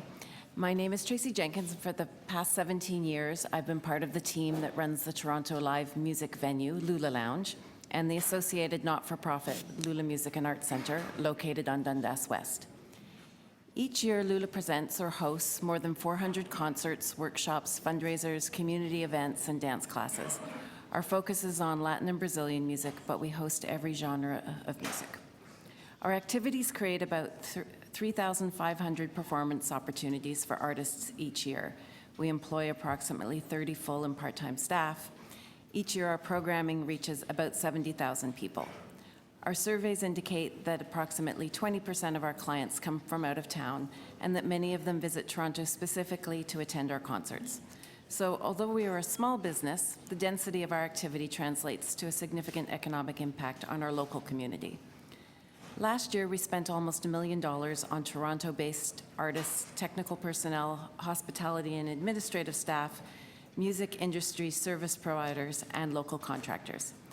I think that most other mid-sized venues must make similar contributions to the local economy. Since all of this investment is made in activities taking place between 6 p.m. and 6 a.m., we were happy to participate in the stakeholder consultations that helped to shape the Toronto Nightlife Action Plan and to witness how the plan has been informed by a variety of stakeholders. On behalf of LULA, I'd like to express our support for the Toronto Nightlife Action Plan, as we believe that its implementation would positively impact businesses such as ours. We have experienced many of the challenges for live music venues that are described in the report. These include lack of affordable space, as well as outdated regulatory structures that force many creators of nighttime culture to operate on the margins of current regulations. We are one of the businesses described in the report that does not fit into any of the existing licensing categories. The success of businesses like ours depends on Toronto developing and maintaining a vibrant nightlife that keeps young creative people in the city and attracts tourism and investment that leads to employment opportunities. The implementation of a nighttime strategy that takes into account the needs for nighttime activity to be culturally diverse, safe, and inclusive provides an opportunity for the city to shape Toronto's nighttime culture to be one of the most exciting and attractive in the world, and to ensure that the activity supports the local economy and entrepreneurial spirit. The development of industry best practices recommended in the Toronto Sociable City at Night report would be a great asset for venue operators such as LULA. We've been doing our best to develop our own policies and procedures for safer spaces and working with neighbors to resolve issues, but we would very much welcome expertise and guidance in these areas. The pilot arts event pop-up permit described in the recommendations would help to foster the type of emerging artistic and industry talent that mid-size and large venues, such as ours, are ultimately dependent upon.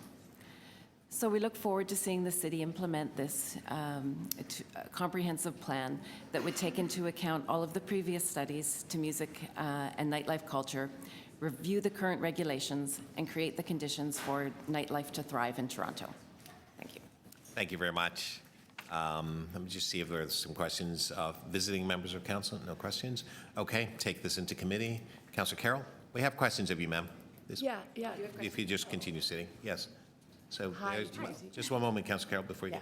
Councillor Carroll has 5 minutes to ask you questions, so just take your time. Thank you. Go ahead. Well, just a couple of questions. It's good that you're here today, especially because in the early days of getting started, LULA had its challenges when it started to become a major music venue. It had its own challenges in the local neighborhood. How much participation was there from the city in working those through, or did you just really have to work out your own relationships with the neighborhood? We were really left on our own initially to work out those relationships. I mean, our strategy has always been, if there's a problem, to get together with the people that we're having the problem with and figure it out. So, I mean, I think that is part of best practices, but I have definitely felt that there's a difference in our relationship with the city over the past years since the establishment of the music office. Yeah. And since the city has been looking, seriously at how the bylaws can be reconsidered to foster the culture that takes place in venues more. Definitely we see a change, and we just like to see that direction continued. Yeah. So you now have the staff help, and it's similar to the film sector, having an actual unit dedicated to it helps. In terms of how council engages going forward, it's important to have a downtown councillor involved, so that where we're dealing with the community, to have them understand the need to acknowledge that we have a nighttime economy and to foster it, that you've also got a representative from down there that understands how to communicate that and work with the community to embrace it. Yeah, thanks for asking that. I realized that I didn't address the recommendation of a nighttime ambassador that's made in the recommendations, which I think would be really helpful, just because there would be, one person who's looking at all the different areas of nightlife. Yeah. Who could help us to kind of navigate things when we're not sure where to go for resources, or if we run up against some regulation that we can see is presenting challenges maybe unnecessarily. Just to Right. have one person to go to, a resource, a leader, would be extremely helpful. Right, right. And if that person, we do want to actually encourage in, bump out a bit and have the strategy looks at creating pockets of nighttime economy in other parts of the city. So if the nighttime mayor doesn't hail from downtown, it's not a big thing, but do we need some participation by downtown representatives so that your unique challenges are understood? Yeah, I think that would be really helpful, yeah. Okay. Thank you so much, Tracy. Thank you. Okay, thank you very much. That's it. Thank you so much. Our next speaker is R.D. Spencer Sutherland. Spencer, are you here? Didn't see him. Okay, so that's going once. Spencer Sutherland. Going twice. Spencer Sutherland. Spencer's not here. Okay, our next person to speak, and I apologize in advance if I do not pronounce the name properly, but I believe it to be Patience Everbatu. Patience Everbatu. Going twice. Patience, pardon? Sorry? Is that, no? That's right. Okay. Patience is Everbatu is not here. Okay. Pardon me? Oh, she outside? Okay. Okay, thank you, sir. Miss Everbatu? Is that you? Are you Miss Everbatu? Okay, you are here to speak. You have 5 minutes, ma'am.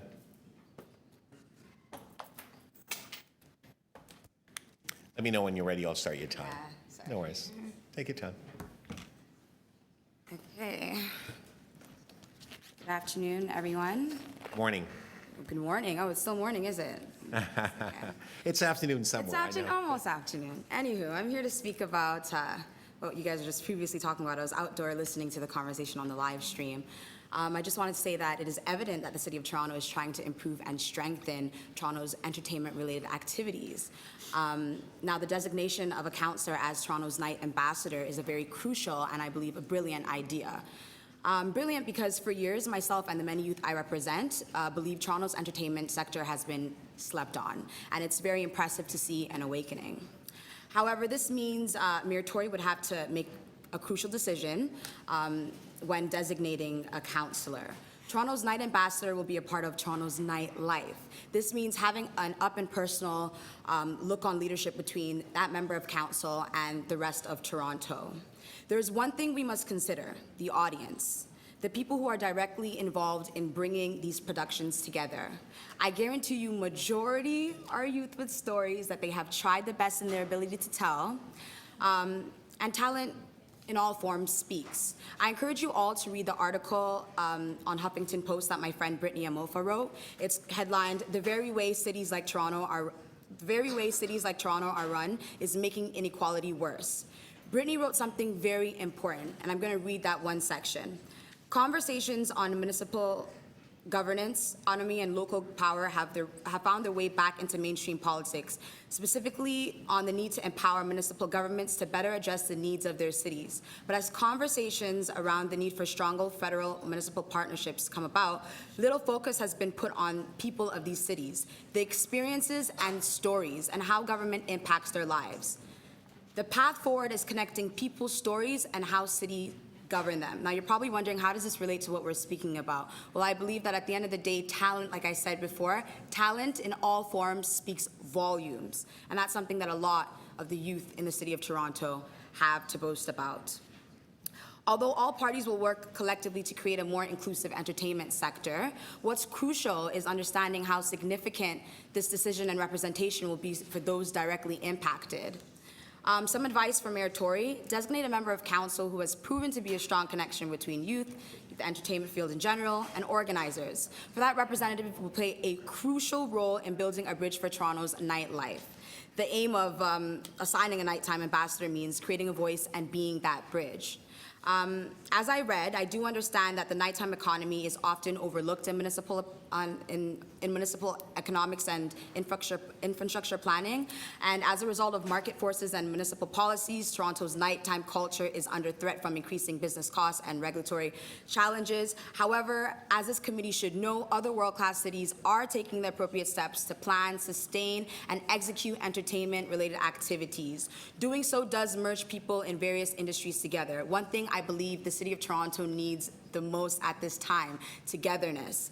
Sometimes the answer to big problems in the city are small, simple solutions. A lot of the street politics, actually, that goes on is caused by a lack of togetherness in the City of Toronto.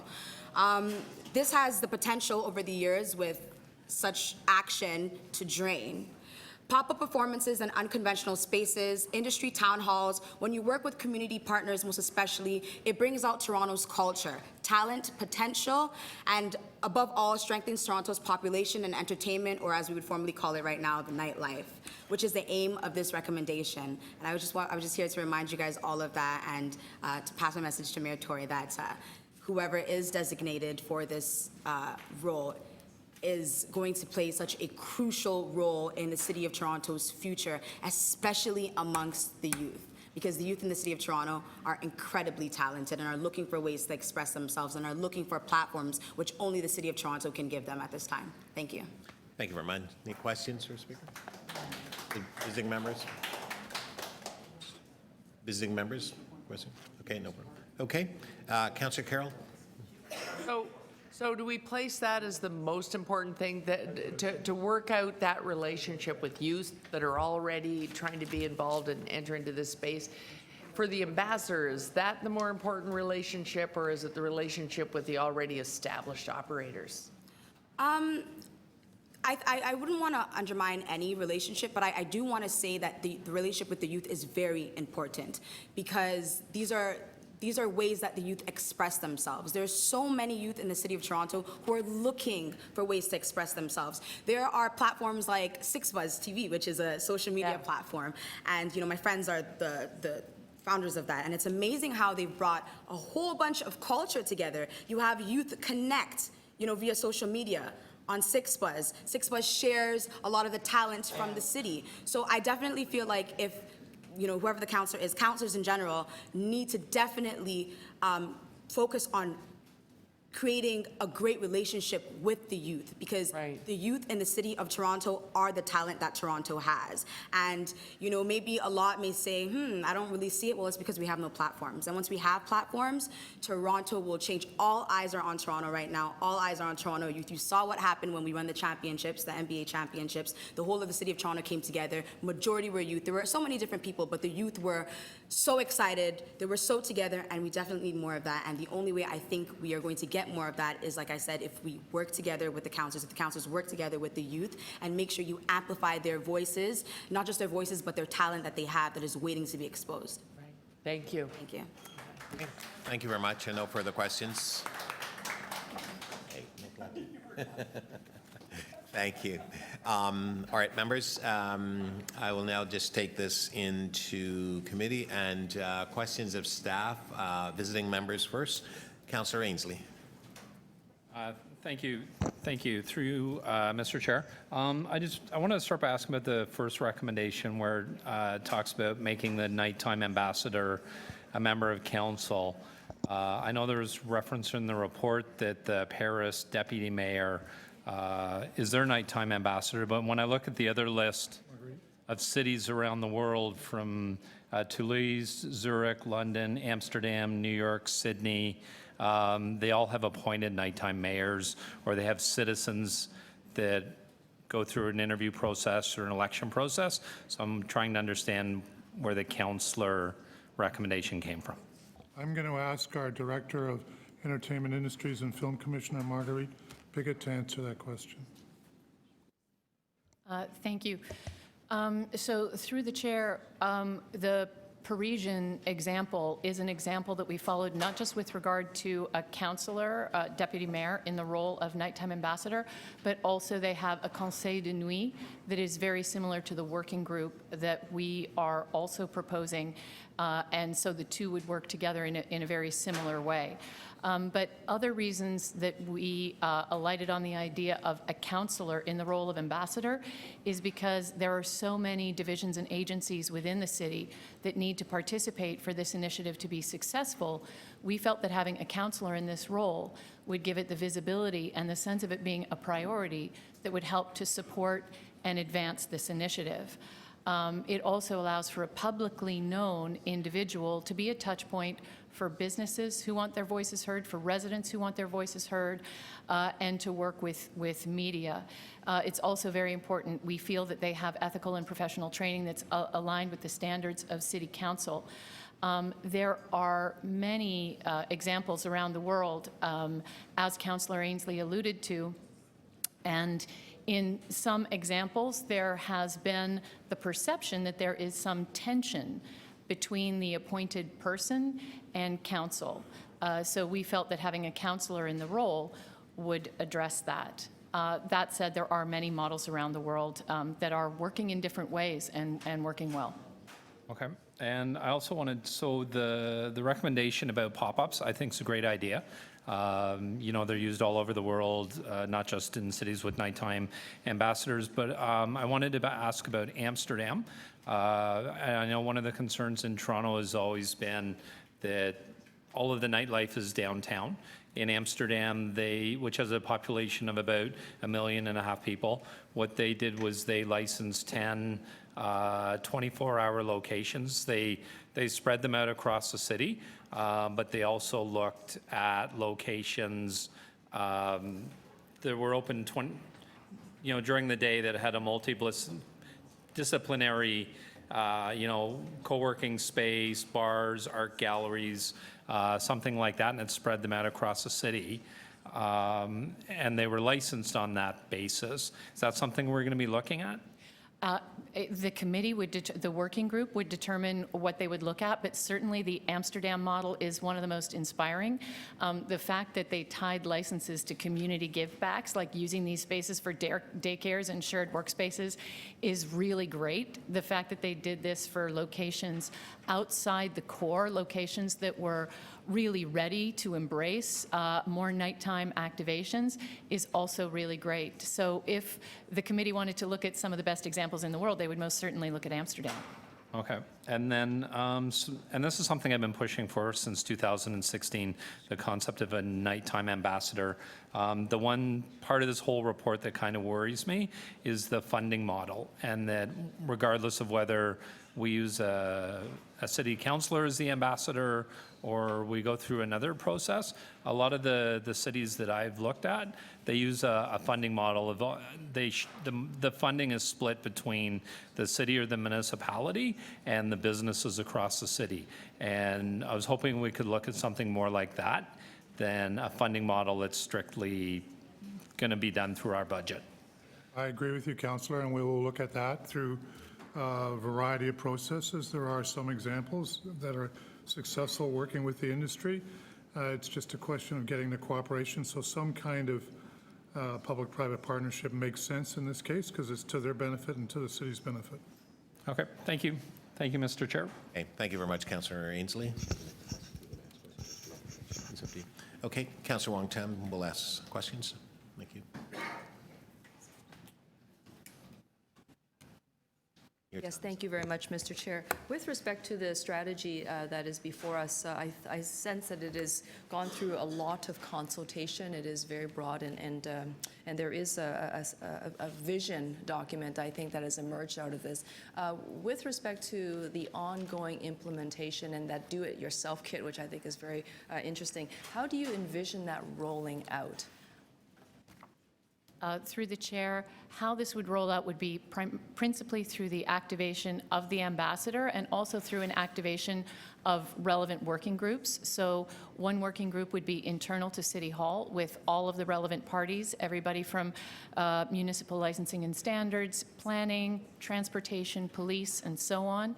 And another working group, and the two would often be combined because it's important that they hear each other, which would be DIY, event organizers, creative producers, venue operators, groups that represent specific communities that may be vulnerable at night, such as women, LGBTQ, racialized groups, and so on. So the two working groups would work with the ambassador to really determine what the priorities are going to be rolling out. And what would success look like? It's such a good question because one of the challenges that we deal with is as we look at the jurisdictions around the world, it's very difficult to find financial metrics that really encapsulate what success might look like. But what we can say is there are currently barriers that that business owners in Toronto deal with, and Tracy Jenkins from Lula Lounge alluded to some of them. These are challenges related to zoning, challenges related to licensing, and so on. If at minimum we can say that we removed some of these barriers, and if in addition to that we can say that we have successfully applied vision that has extended and amplified the cultural vibrancy and the diversity of our city and taken advantage of the other 9 to 5 that we have, as Patience Eribatu said, if we have served youth by giving them platforms to perform on and by creating cultural vibrancy in this city that draws talented youth to come here in our workforce, then we'll know we have had some success. And so the vibrancy and sort of the feasibility, these sort of do-it-yourself pop-ups, which should have a turnkey approach as opposed to a lot of bureaucratic administration before somebody overcomes that hurdle to start the business or the venture enterprise to even open the doors to welcome guests. How do you propose to eliminate that? Because there still is the requirement, obviously, to do some consultation, but you want to not do so much consultation that you restrict them from going ahead and doing it. Yeah, it's a matter of how many doors you have to knock on in order to have a pop-up event. Obviously, fire and police and licensing and safety and all of that. So it's a matter of simplifying that process. Through the music office, which certainly Tracy Jenkins' remarks were very appreciated with regard to the music office. Through the music office, some of these initiatives have already been happening. So I would like to ask Mike Tanner to add any comments you might wish to at this point, Mike.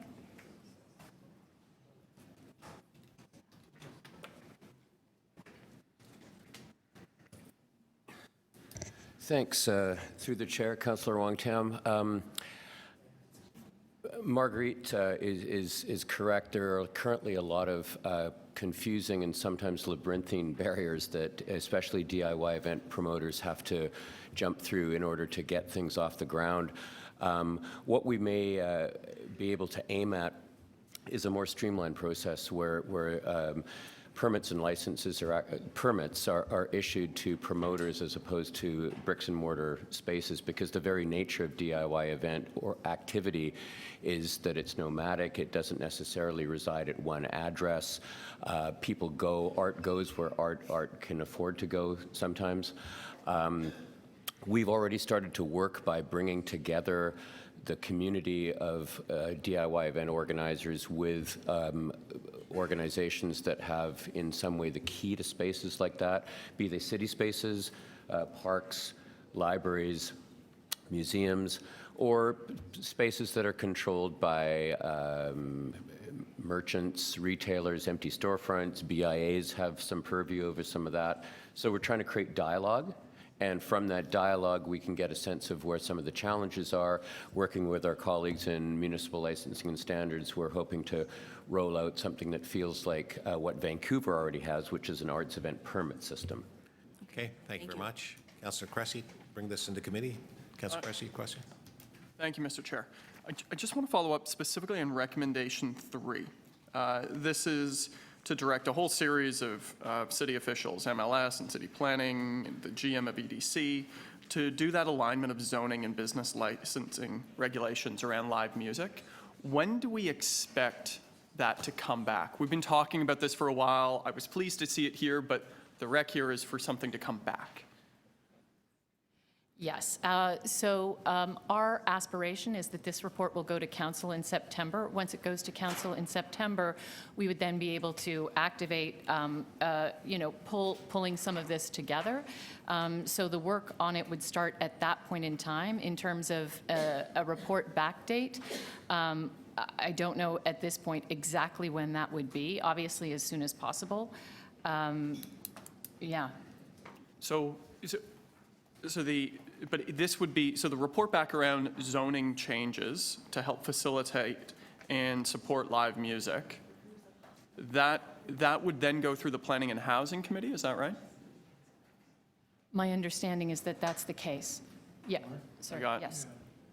So that would go through the Planning and Housing Committee, and it says here in 2020. So in the agenda forecast, do we know when we're expecting that report? And I know it's complicated because it's MLS, it's EDC, it's city planning, it's everybody.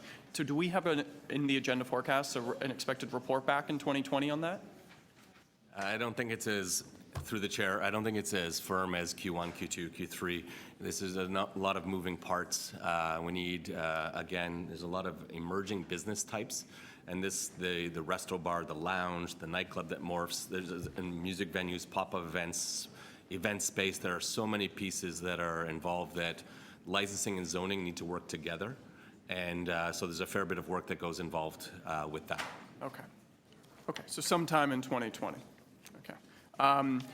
Then I just want to follow up on some of Councillor Wong-Tam's questions around our DIY spaces. So the report here that we have in front of us, the DIY events in Toronto, Understanding the Challenges, there's some specific recommendations that report made which look excellent. The citywide permitting process, that it talks about a centralized process there. So how are those recommendations? I don't think they're captured in the recommendations we're being asked to vote on here today, are they? They're not included in the recommendations. They're there for your information and for the committee and the ambassador to look at and move forward with after consultation with our colleagues in the different divisions. Okay. So can I ask whether staff would support the first recommendation there to develop a citywide centralized permitting process to help identify those DIY spaces and facilitate them opening. Would staff be supportive of us adding that recommendation to the overall recommendations now? A recommendation to investigate that, yes. Sorry? And a recommendation to investigate that, okay. Yes. So I'm going to ask other people to speak first as I come over and get some language from you on that. Those are all my questions. Thank you. Okay, thank you very much, Councillor Cressy. Any other members with questions on this particular issue? Okay, I'll ask a question or two. I guess through to the general manager. The report, and I know the conversation has been about venues, licensing, zoning, and so on. One of the things that I think is needed, in my visit to Amsterdam, I met with Merrick Milan, and we talked extensively about our desire to implement this night economy structure. Transportation, as it relates to public transit, is a key piece, I believe. And I'm just wondering, because I don't really think we fully flushed that out. I'm just wondering, where is that in this process? Because I think if the TTC, for example, is not a part of this process, we're going to have some huge challenges in terms of moving people when they want to move. The system closed down essentially after 2 p.m. Yes, I know there are bus services and so on that runs in varying parts. but it's not citywide. And I'm just wondering, what's the game plan there with respect to public transit? So I'd refer you to recommendation number 6. I understand. I want you to tell me what it is. So we need to do exactly what you just described, Deputy Mayor, that we need to work with TDC, take a look at the locations that make sense for DIYs. Sometimes the DIYs pop up because of price, lack of conflict with users. They're in areas which don't have TDC service. So that's an issue we need to look at on a wider basis. Okay. I know that in some areas where this night economy has developed, there's been a number of benefits, such as reduction in crime in varying areas and so on. Can someone speak to that? And what are we doing with respect with the police in terms of enhancing measures to collaborate with businesses and so on in terms of addressing some of the challenges that we would tend to have otherwise, where certain areas are closed down, it's darker? Are we looking at improved lighting and so on across the city as such, as it relates to the night economy operations that we're looking at introducing? Yes, absolutely. So you'll see that recommendation 5.A talks about a safer venue industry guides. So that obviously refers to the venues themselves. Certainly municipal lighting is one of the things that would be looked at in terms of where pop-ups or new venues or new zoning is allowing for nightlife. Transportation has been part of the conversation with respect to this report and will be going forward, as would TTC. And my final question is Toronto Hydro. What role will they play? Again, there are many features that is cities like Shanghai and many other cities, when you go, some of the illumination that tends to occur has a very productive, beneficial impact. I'm just wondering if Toronto Hydro has been incorporated into this plan as well. Additionally, part of that is the cost of utility services, and so I'm just wondering how we will actually navigate that whole process. Is your oh, there we go. Amsterdam has done lighting design around that, and that is something that we'll definitely be looking at, and that's something that will be incorporated into the internal working group. So it is on our radar, and it's something that we would be pursuing. Okay, fantastic. Thank you. Mr. Williams, you had something else? Mr. Chair, could I go back to Councillor Cressy's request? We think your request is covered in 2C, and so we'll deal with it under 2C, okay? Okay, thank you. Any further questioning? Seeing none, to speak. Okay, visiting members, we'll start with Councillor Ainsley. Councillor Ainsley, you may begin. Kristen, do you want to speak? Go ahead. Okay, all right.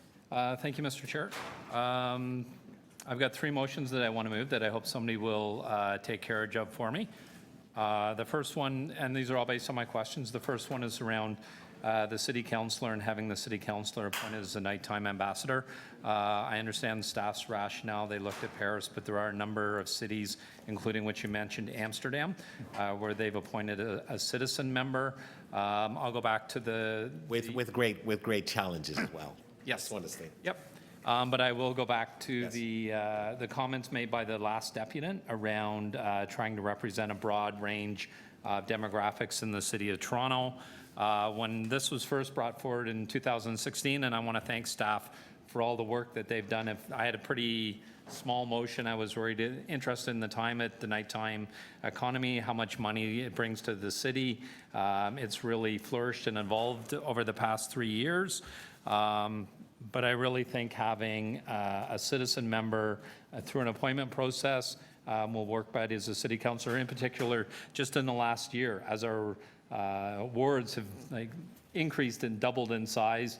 I think there's a lot of work that we can be doing. I know there's some concerns over not having a councillor as a nighttime ambassador. Once again, I will point to Amsterdam, where the nighttime ambassador there in the entertainment district actually has what are called square hosts. And they're appointed through the nighttime ambassador to help in that particular area with noise issues or relations between city council and the nighttime businesses. The next one, the second motion I'm asking about is around the funding model. As we always have issues here with our budget at budget time, I'd like to look the General Manager of Economic Development and Culture to explore a model of 50% City of Toronto and 50% of the budget provided by businesses that are involved in the city. And the last one is around businesses and the establishments. And once again, I'm going to point to Amsterdam, where they tried to spread out the nighttime entertainment venues across the city, not just in the downtown core.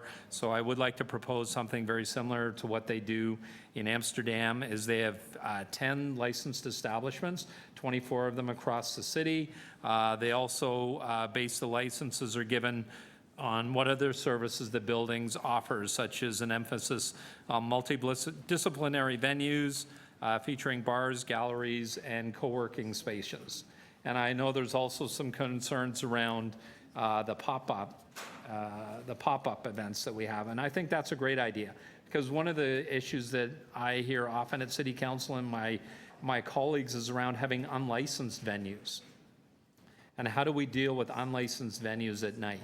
And I think if we start having more pop-up establishments around the city, I think that will help deal with the unlicensed venues, because I think we want to support our music industry. One of the quotes I saw a few years ago when I was doing a lot of reading around nighttime mayors or nighttime ambassadors, one of the nighttime mayors in New York City actually gave the example of Steve Jobs.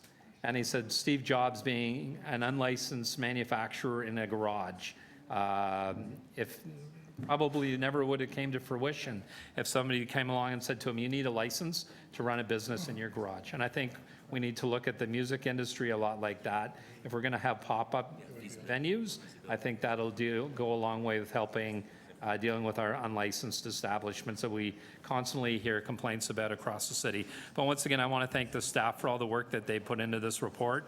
I think is moving forward in the 21st century. I think there's definitely a need for a nighttime ambassador in the City of Toronto, and I hope everybody will support this report. Thank you. Thank you very much, Councillor Ainsley. We have questions of you. Councillor Carroll? Question?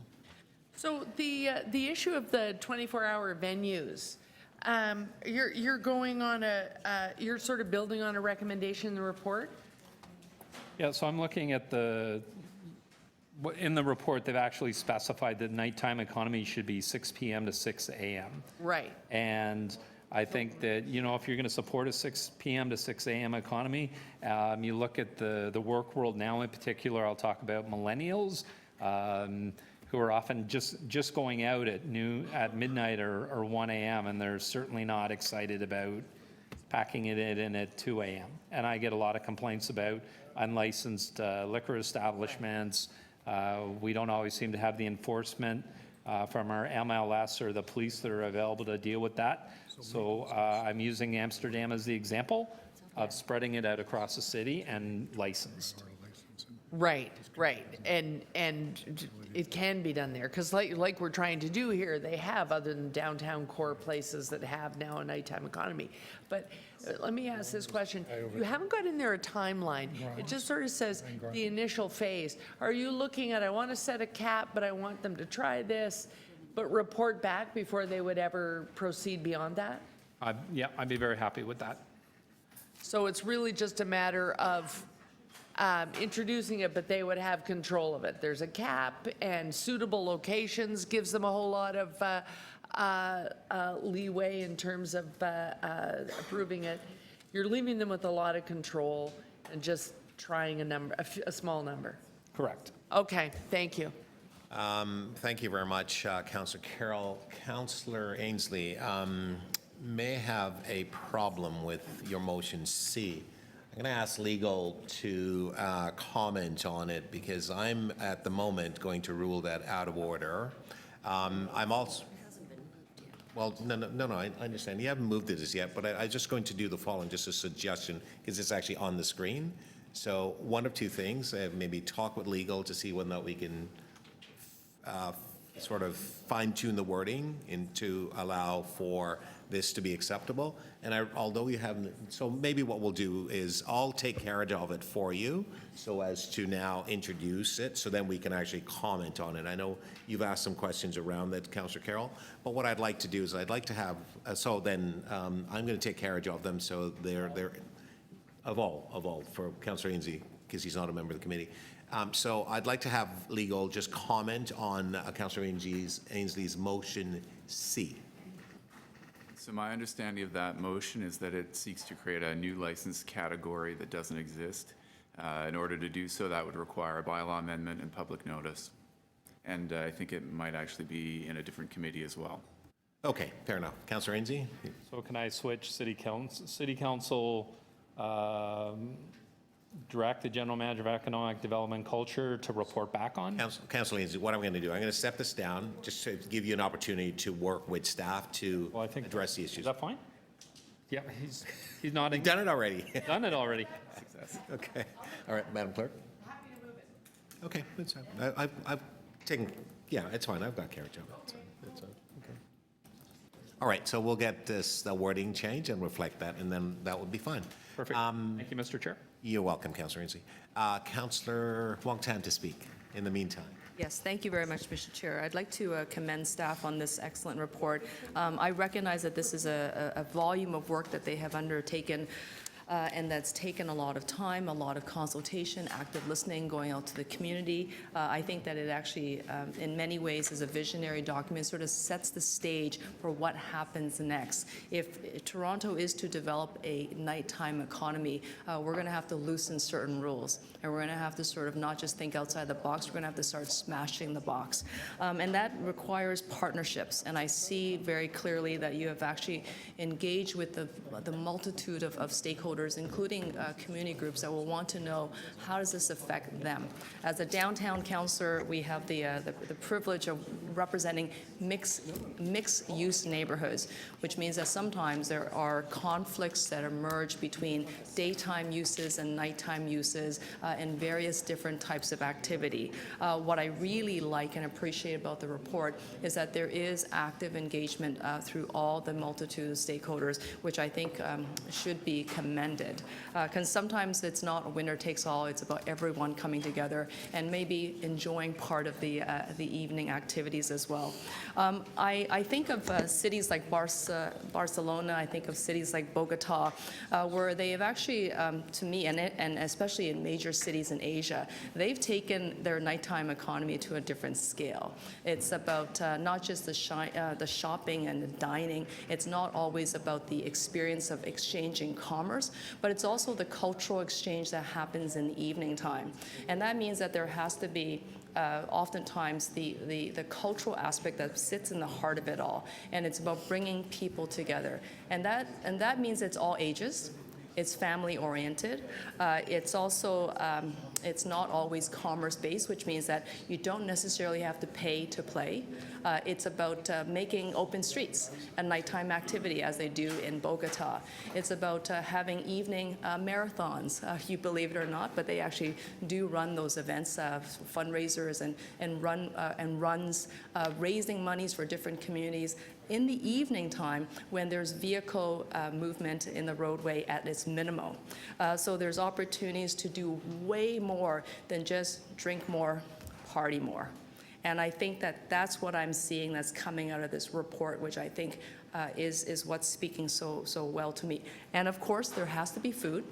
You don't have a vibrant nighttime economy anywhere in the world unless there's amazing, delicious food, oftentimes under the open skies, oftentimes in the evening. I see Councillor Lai smiling because you know that I'm heading into the night markets of Asia, which is just phenomenal experiences. People travel from around the world specifically for those cultural destinations. And I don't think that we have one that I can even point to in Toronto that it actually hits that mark. So this is what I would love to see coming out of it. And of course, fostering independent entrepreneurship. Because the startup costs for a business in Toronto is very prohibited. And we know that if we're going to expand the entrepreneurship of the city, we're going to have to create more opportunities. And if that means that the off-hour rents are cheaper, then that's where we should be heading. And if that means that there is industrial spaces that are not well used in the evening time, then let's go and explore those. And we do have a very vibrant art and culture-making sector in the city that is cross-disciplinary, but I do think sometimes we play it rather safe, which means that we close the doors at 8 p.m. and we don't do much more unless it's a special event and a pop-up. Even in our mainstream multi-million-dollar institutions, we should be opening those doors longer hours. But we also need to, if we're going to do all of that, we're going to have to increase the social service infrastructure, including transportation, including additional washroom facilities, including all of that. Otherwise, it just won't work. But I think fun, family orientation, and community safety and vibrancy, if it's all of that feeding into the heart of it, we're off to a great start. Or actually, I shouldn't say great start, but we're going to continue on to a great outcome. Thank you. Thank you very much, Councillor Wong-Tam. Okay. Members, we're taking the committee. First speaker I have is Councillor Cressy. Okay. Councillor Carroll, did you wish to speak as well? Yeah. Okay, thank you. Thank you, Mr. Chair, and thank you, staff from a range of departments. When it comes to nighttime activity, there's no shortage of staff members and departments to have an input and a say into it. We're talking about this report because I think there is, hopefully we would all acknowledge that a city without culture isn't really a city any of us want to live in. So how do you make that work? When it comes to nighttime animation, and in particular, I would highlight culture and live music. First of all, we know it's an exceptionally complicated process related to permitting and zoning, and I'm glad to see the recommendation in here to expedite the zoning review, especially around live music. I'm concerned that that's already into 2020, but I would encourage staff to expedite that to whatever degree they can. I thought the supplementary report in here around DIY spaces was excellent. And a lot of those recommendations, whether it's a centralized permitting process, the utilization of city-owned land, whether those are city facilities in partnership with museums and other areas, I think that's a real opportunity. Again, I think we should move to expedite to the delivery of those aspects, and I think they are excellent ideas, so let's run forward and hit them. And then there's lots of other measures that have been identified in here to help. But fundamentally, I think just as there are zoning issues and permitting issues and space challenges, fundamentally, there is an affordability issue here. And we can't lose sight of that. That is, as much as we can try to improve things and tinker around the edges, when downtown Toronto, which has always been and is the center of arts and culture and nightlife, was thriving, it's because it was largely unhoused areas, the old King Spadina and King Parliament areas. And by no means should people think that, oh, people moved in and therefore arts and culture didn't want to be there anymore. It's the opposite. It's that people moved in, which drove up the price of rents, drove up the current value assessment upon which taxes are based provincially, and drove out culture. And so, yes, there are issues around noise and permitting and zoning. We got to get through all that. But we can't lose sight of the fact that there are economic factors at play here that are driving culture out.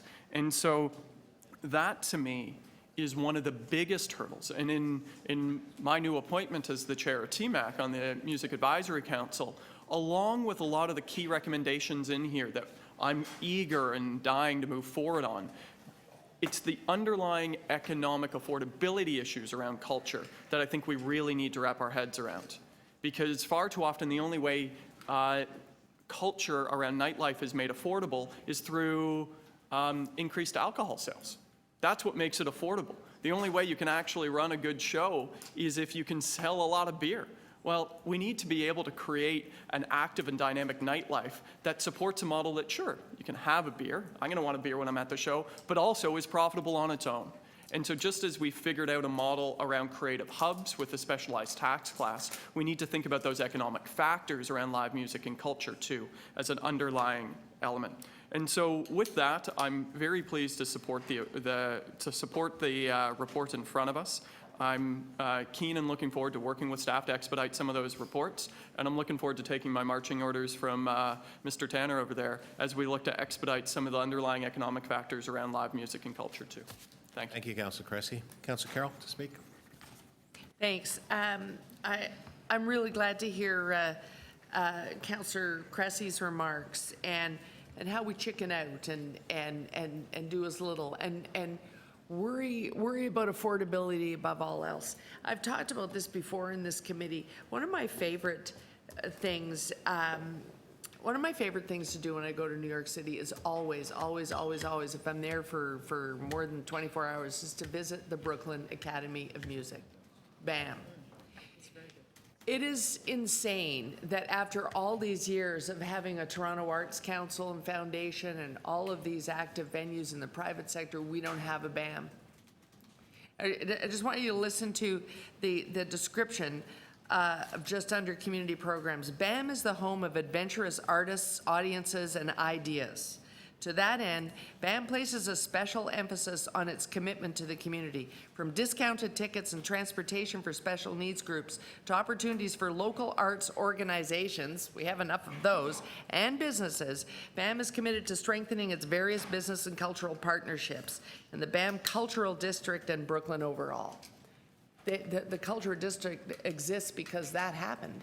And I can't believe that we've closed as many venues as we have that could easily have been the home of Toronto's version of this. We are not realizing this opportunity where we should. I suppose that's what Harbourfront Centre was meant to be in the beginning, but it hasn't been realized because, quite frankly, it came too soon and is in the wrong place. Now that we're ready and we have really all of the groups that could be part of making that venue this, it's still in the wrong place. It needs to be in the heart of things. And acknowledging the nighttime economy and beginning to foster all of the components would lead to someone in the private sector thinking this is possible with a little bit of government partnership. And we're not really, I don't know that we're really looking at it that way even yet. We're just looking at music venues saying, oh, we're just desperately trying to stay put. Can we please stay put in the core central business district? But we also have areas where they have nightlife, but it's all the wrong kind, and they need our help to broaden it.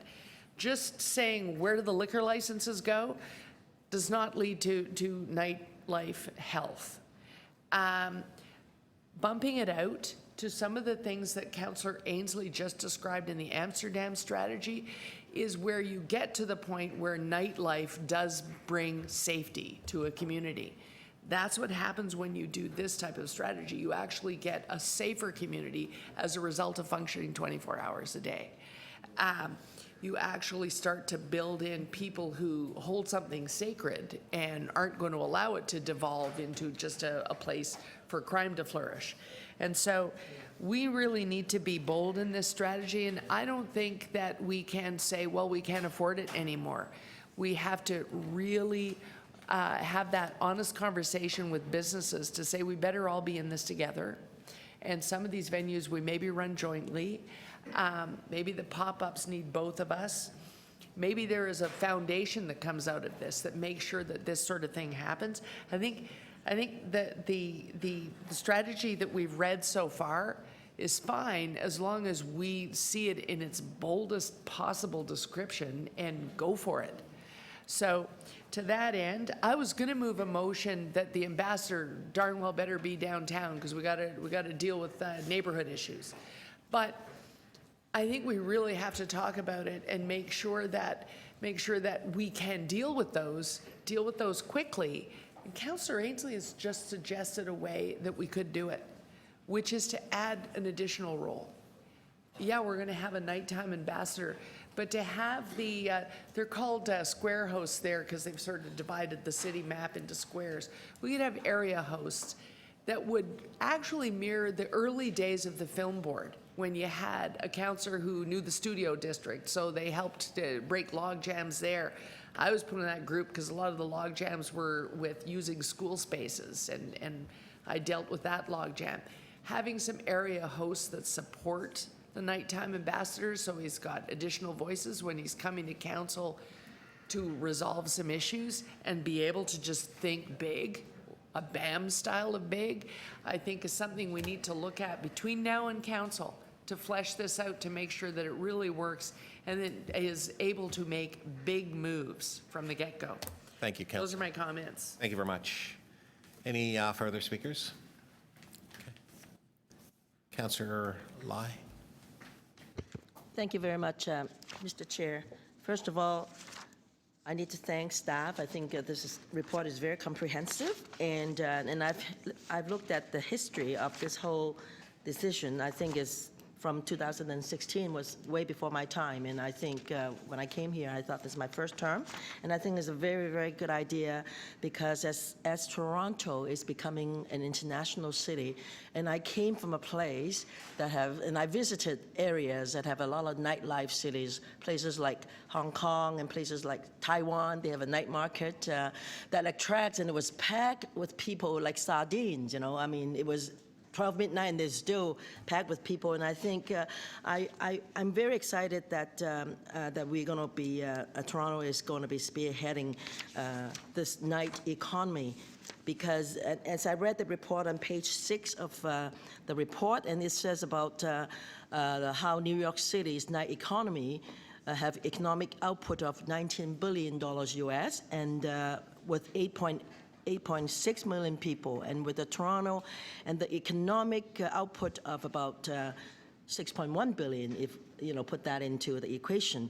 And I think the nightlife really will enhance our city's international reputation, like the report says here, and it will increase tourism because it will become an attraction and it will become a destination for tourists.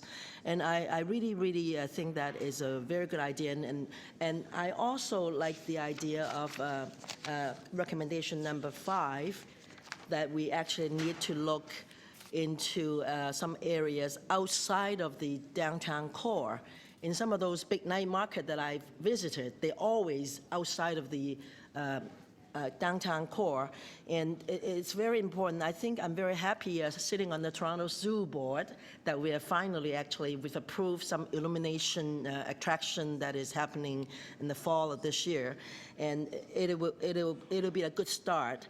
And also with that in mind, I think the public transportation is the key. I agree with Councillor Thompson on that, because we should have perhaps work better with TTC. Maybe they can designate some special buses route to go to the night market, and I think we need to work with the TTC on that. And in terms of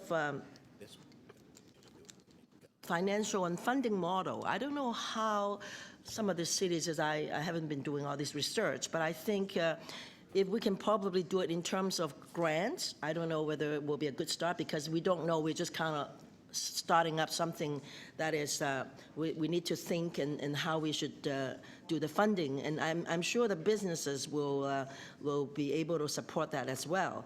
And I like Councillor Wong Tam saying that we need to add food to it, because we need to actually showcase our cultural vibrancy of the city, and it's very important that we do that. And as one of the deputants said, that we want it to be very diverse and inclusive, and make sure that we reflect the culture of the Toronto. And just one last thing I wanted to, I won't be supporting Councillor Ainsley's motion, because I think we have a team of staff from economic development to do that, and assigning that person outside of the council, I think, would probably be a little bit of difficult in case they don't, they don't know what's going on within council, and then if we might create another department, I don't know how many staff we're going to have to assign to that person, but I think it would not be feasible, so I would not be supporting Councillor Ainsley's motion. Thank you. Okay, thank you very much, Councillor Lai. No further speakers. I'm just going to speak. I'll move the motions that Councillor Ainsley has put forward. I will not be supporting any of them. I have had a chance to visit a number of cities around the globe where the night economy is strong. I actually went to Amsterdam to meet with Mayor Milan, and he also came here as well, and we've had a chance to meet with our staff and had a chance to see how they have implemented their process in Milan. I've looked at New York, I've looked at other places, and the Paris model, I think, mirrors us much to what I think the similarities in terms of our respective cities and so on. There's no doubt that Toronto is a global city. What we need to do, though, is that we have to start acting like one, not just to say that we are. We have people from all around the world who come here. We have people who come for business, for tourism, for education, and so on. And I think there is a economic case to be made for the night economy. What needs to happen, it has to be coordinated. It has to be really focused, purposeful, and address many of the elements or category of things that we need to ensure that we not only understand, but we actually put a mechanism and a system in place that actually allows for governance, processes to work, and so on. This report, and I too lend my voice in acknowledging and thanking staff because it's been a while coming, and it is here. I don't want to micromanage this particular process. I want to have staff to have more of a free rein and in terms of bringing forward to us ideas and elements that we ought to consider. When I was in Amsterdam and having spent a good Sunday afternoon meeting with Merrick at his office, I learned about the challenges that they've had with the system, and no system is perfect, I get that. But I think based on the complexity of our system here, there is a need for someone that's internal to guide and provide the guiding hand and or the direction to help this process to really get off the ground and solidify itself and so on in terms of going forward. There's a lot of moving parts to it. There's a lot of things that has to be done. I think the transit piece, while it's being considered, it really has to be not just simply considered. We have to fund it because there's going to be funding requirements for the TTC to really address the need. We're trying to get more people to take transit during the daytime. We want to do that in the nighttime as well. And so we want to address this. There's no doubt there's going to be a lot of activity in the downtown core. But like many other things that we're actually trying to do in the city, we want to expand the reach. So it's not just concentrated in sort of the hub area. It's more of a spoke process where it expands to Scarborough, North York, and beyond, and so on, so that everyone can share in the opportunity, and not everyone will have to make their way downtown because of the night economy and so on. And I realize that during the initial discussions that we've had on this issue, many residents came forward and explained that they're concerned about potential noise and impact to their community, disruption of sleep, and a variety of other things and so on. And so many of those things have been considered. However, like everything else, we have to continue to focus on listening and responding and measuring things as we go along. So it's not to suggest that this report is the final elements of the introduction of the night economy.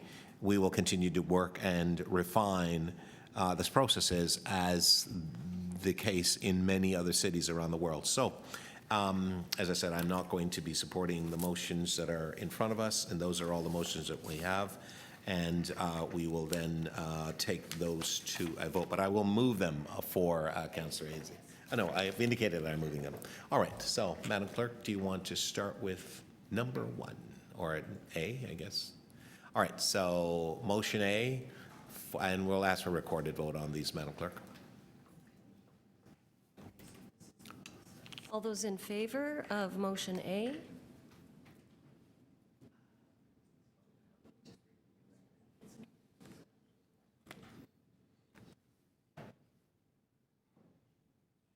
Okay, ready to go?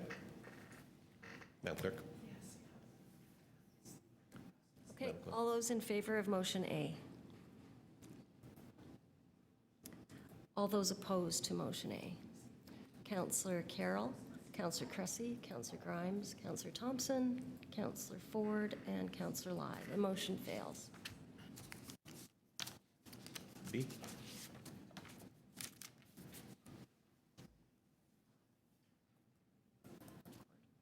All those in favor of motion B? In favor, Councillor Ford. All those opposed to motion B? Councillor Carroll, Councillor Cressy, Councillor Grimes, Councillor Thompson, and Councillor Lai. The motion fails. And we have C.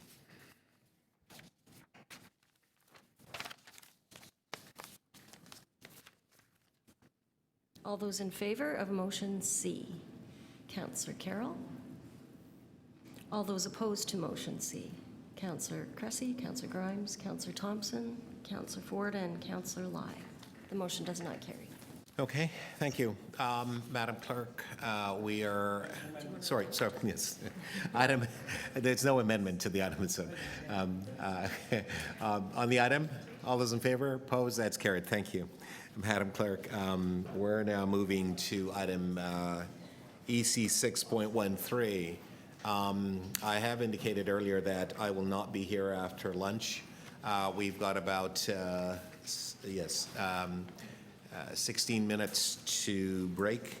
We're going to try to get as much in of, which is item 6.13, Toronto's action plan on confronting anti-black racism. This is an update. We have speakers. But just before we get to that item, members, EC 6.23, which was the supporting 3 significant events in Toronto in 2019. Members have read that. Councillor Ford had questions, and those questions have been answered. And Councillor Ford is in the affirmative in terms of supporting what's in front of us. I ask of you, is there any further questions or concerns that we have? Councillor Carroll, did you have a quick, is it a quick, is it? It's very quick. Okay, go ahead, please. I just ask, as we support events, if we're adding supporting events, if we start to look at actually figuring out whether or not economic development committees are development committee members should attend said events, and if that's the case, that we arrange it. Yes. I wish I had a nickel for every person who asked me why I wasn't at Collision. Yeah, and perhaps we should have been. That's my point.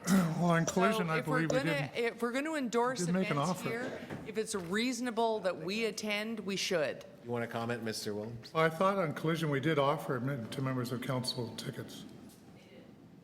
That's what I thought as well. Nope.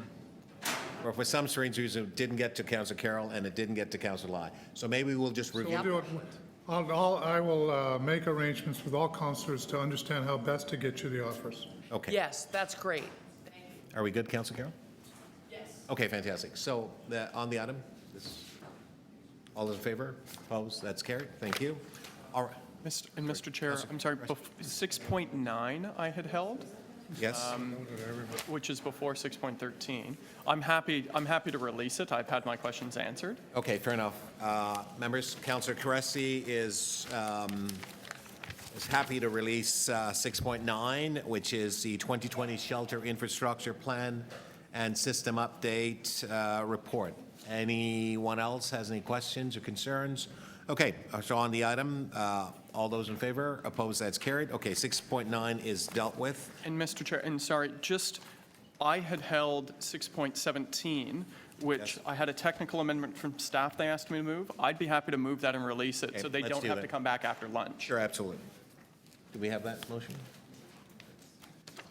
We're just checking to see if we have that written, Councillor. 6.17 for the clerks, Downtown West. You don't have We don't have it ready, so we'll get that done, and then we can release it. Vice Chair Grimes can do that as a quick item. Okay, so we are going to go to now EC 6.13. As I said, I will not be back after lunch, but Vice Chair Grimes will be able to address this issue. I do have a number of speakers, so I'd like to call this first three speakers' name. Amal Mellis, I believe, Emmanuel Mel's Network for the Advancement of Black Communities, and Hodan Ahmed Mohammed. And also we have Wesley Krishlow, who are the first three. And sir, are you? Oh, fantastic. Please come forward, sir. And you have 3 minutes to speak. Oh, sorry, 5 minutes to speak. I know you were thinking. 5 minutes to speak, sir. Thank you. Okay, thank you, Chairman and committee members. My name is Emmanuel Meles. I am the director for the Network for the Advancement of Black Communities, which is an organization created at the Faculty of Education, New York University, under the Jean Agustin Chair in Education, Community and Diaspora. We work with about 70 organizations in Ontario, from Windsor all the way to Ottawa and in between.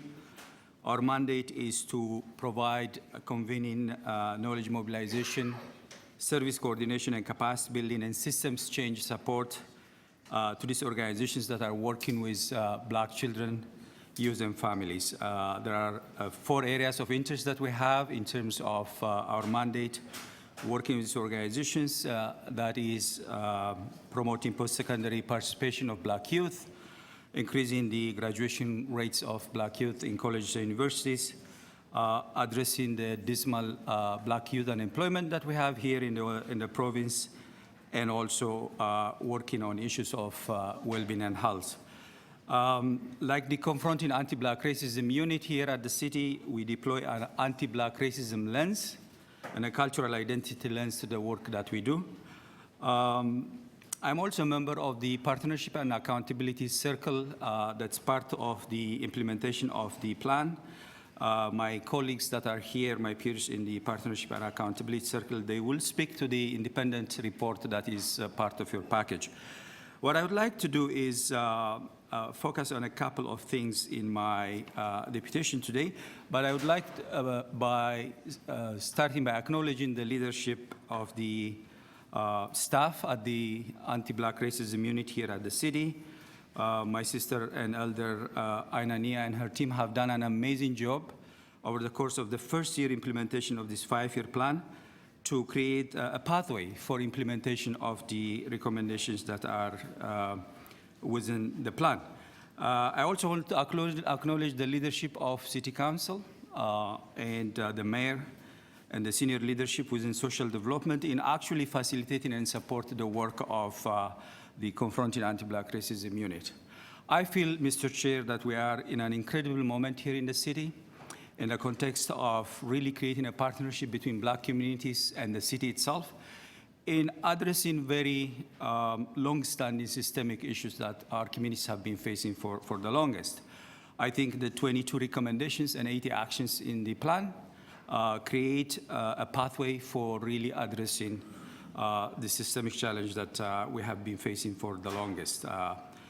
I think the decision to create the Anti-Black Racism Unit within the city was smart, strategic, because what it does for the city and the communities, it creates an integral component within the city itself that becomes, as evident in this year, a catalyst, an enabler, a connector, if you want, within this huge ecosystem that we have of different players within the city, where there's different levels of government, community organizations, community leaders, the city structures itself, business, etc., in terms of working together to create the conditions for implementing the recommendations.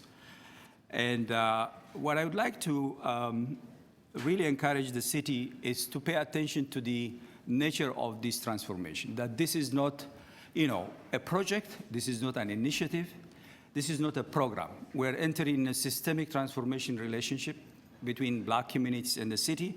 And I think the 22 recommendations and 80 actions are very, very important in creating those conditions for change. So we need system-level leadership, sustained, engaged over the course of these 5 years and beyond, to make sure that some of the recommendations, that while programs and services are important, at the end of the day, we need to lay the foundation for systemic transformation. And systemic transformation, from my own experience and experience of many in the city, require collaborative solutions that are beyond programs and services. While programs and services are important, what we're looking for is actually changing policy, structural interventions, and that's why the role of the unit as integral component with the city becomes critically important. So what I would like to encourage is to actually continue supporting at the most senior level here in the city for the successful role of this unit. Because, changes come and go within the city and the structures. It's very important for us to be able to... Okay, sir, just your last sentence. Yes, to be able to really support the work. So at the end of the day, I think we cannot have a vibrant, inclusive, resilient Thank you, city sir. without Thank you. full participation of Black communities. Thank you. There might be some questions of you, so just stay. Okay. If you don't mind. Well, just visiting councilors first, if there are any. Okay, none. Okay, we'll take this into committee. Councillor Carroll has questions for you, sir.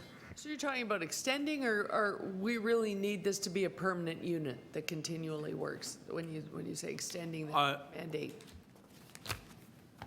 Thank you for that question. I think we're talking about a permanent relationship here, because the systemic challenge that we have are long-standing. They would require time. Yeah. And I think the unit requires system-level support that it has seen from the mayor council to continue on a permanent basis.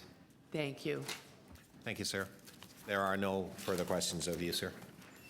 All right, our next speaker is Hodan Ahmed Mohammed.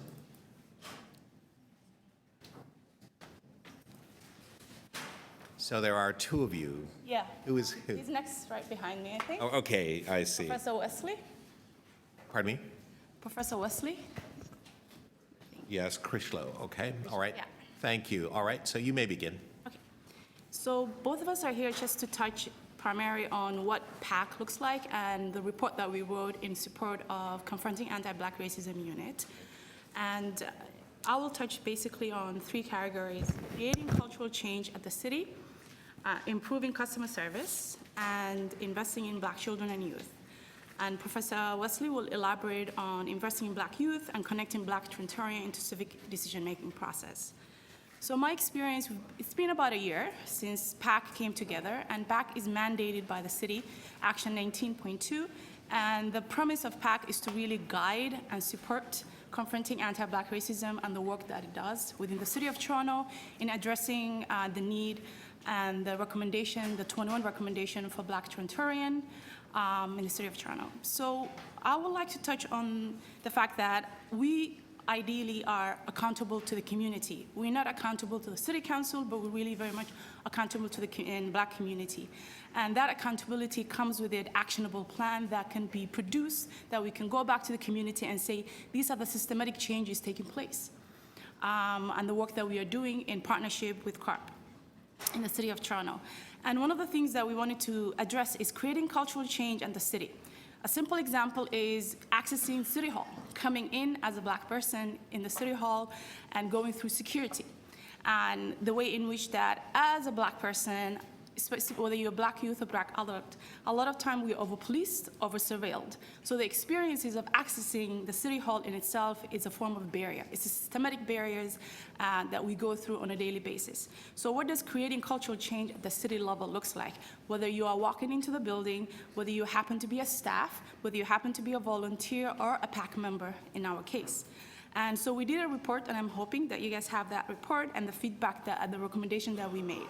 Another area of support that we wanted to look at is partnership with providing training and for city staff as well as the police. Finally, the police agreed to have a committee that actually directly and solely address anti-Black racism. There've been a bit of a resistance in that part, but I'm happy to see that we will have our upcoming meeting with the committee within the Toronto Police Services in July 5th. So yeah, I think that is pretty much what I wanted to touch on. Thank you very and if much. you guys have any questions, you can ask, and I think Professor Wesley will elaborate a lot more. Okay, thank you. Are there any questions? Okay, fair enough. Mr. Critchlow? Thank you, Mr. Chair. Good morning. Thank you for giving us the opportunity to speak to the report and to speak to the work that you're supporting in the city. It's been an honor working with the City Confronting Anti-Racism Black Unit at the city, but I would like to stress that in doing this work, we need more than an action plan. We need more than a plan, we need a solid plan. We need a plan in which I think all the issues that we have discussed in the community over the past years, starting from issues found within, in particular, the Roots of Violence report, which really stresses the importance of 4 levels of government working together. Where those reports do fall short is they don't speak specifically about creating a research data bank in which we can create evidence-based data that is specific to the Black community. Black communities are the only communities in which we often find the consultants to those communities are not Black. You will not do such work with Indigenous communities if you are going to work with Indigenous issues. You would never make that mistake. And one of the things we find with the Black community is that often we are given this work to do and supervised by folks who are not from the community for the most part. So to that degree and that extent, I want to thank you for hiring somebody like Anania and a team. But I would like to add to that, but one of the things we would like to see is the creation of research, money for research for the larger community, in which we can actually do work on anti-Black racism in the community and create evidence-based. Evidence-based is critically asked upon every time we do work in the community. What's your evidence? Where's your data? How much do you have? Well, we have an opportunity here now at the city, under the supervision of Anania Grant and others, and Anthony Mohammed, whose work I highly respect, and others, that we can now do something where we can create partnerships where anybody receiving funding from the city should have in their plan an anti-Black racism action plan as a part of their funding requirements, 1. 2, that there are a number of Black institutions / academics and professors out there who would be willing to help create that data bank and to create the kind of evidence that is needed for the complexity of issues that we find in the Black community around dealing with issues of violence and police, over-policing. The issue of coming into the city that was spoken about by my colleague earlier is one I think that we can address simply with giving us a pass as members of the Partnership Accountability Circle for coming in here, rather than always having ourselves subjected to that surveillance, which psychologically and psychosocially can be quite depressing coming in to end this work that we are trying to fight. Overall, I think the recommendations within the report establish a solid starting point in which we can begin to establish cross-sector partners for Black youth and children within common goals and expand on best practices already in their local community. The work that CAB has done around working with Black youth who have criminal records, we need to take that one step further and create pilot projects with private agencies and private partners and government hiring Black youth with criminal records, and not just simply through project funding. Project funding is very short term, it does not go very far. Collecting disaggregated data is essential for the kind of work we are doing here, and not just on race, but on sexual orientation and on gender and sexuality. I want to say it's been great working with PAC and the PAC team, and I hope to continue working with you. I see you all there, just very nice. And that I thank you for this opportunity to make my 2-3 minutes comments. If there's any questions, I'm open. Thank you, sir. Point of order, Mr. Chairman. Deputy Vice Chair Grimes. I'll move a motion to finish with this deputy. We're at 12:30 in case there's some questions, and move that we finish with the deputy. Okay, all those in favor? Opposed? That's carried. Thank you. Councillor Wong-Tam, you have questions? Yes, thank you very much, and thank you, Professor, for your deputation. With respect to your comment about hiring youth with criminal records and going in the direction of creating pilot projects, can you elaborate on what that might look like? We have had a number of examples in the U.S. where private sector would partner with community agencies, and they would deliberately hire youth who are coming from prison or those in the community with criminal records, mentor them throughout that process so that they can develop their skills. While they're developing their skills and they're also passing the time to be pardoned, that will happen in the process. Meaningful employment. Often, many black youth who are incarcerated have been denied an education. We can create meaningful education for them at the same time while they're achieving some work experience. And so we can address the holistic approach of mental health, education, employment, affordable housing. All those things can be a part of a large-scale project in which we can try out in the community. We have not done it yet, but we have so far within the CAB unit addressed the question, and I think passed a resolution to do so. Now it's taking that further now and getting private sector to buy into that and government. Okay, because the recommendation that's contained in the report specifically talks about the removal of the barriers and to ensure that we can work with different communities, including organizations that hire youth to ensure that we can just sort of remove barriers. But what you're saying is actually go out there, demonstrate that it can work, measure the outcome, and make sure that it doesn't just become almost like just a rubber stamp. A project, yeah. Yeah, so it's a project. So you want to be able to demonstrate the structural change that can happen. Thank you. I just wanted to clarify. And so with respect to the roots of violence, and I know that this report has been talked about endlessly at City Hall. We have talked about, how do we address and invest in the youth equity strategy, and specifically into making sure that young black people see themselves reflected in civil society, that they're going to be treated fairly when they walk through these specific doors, which was spoken about before.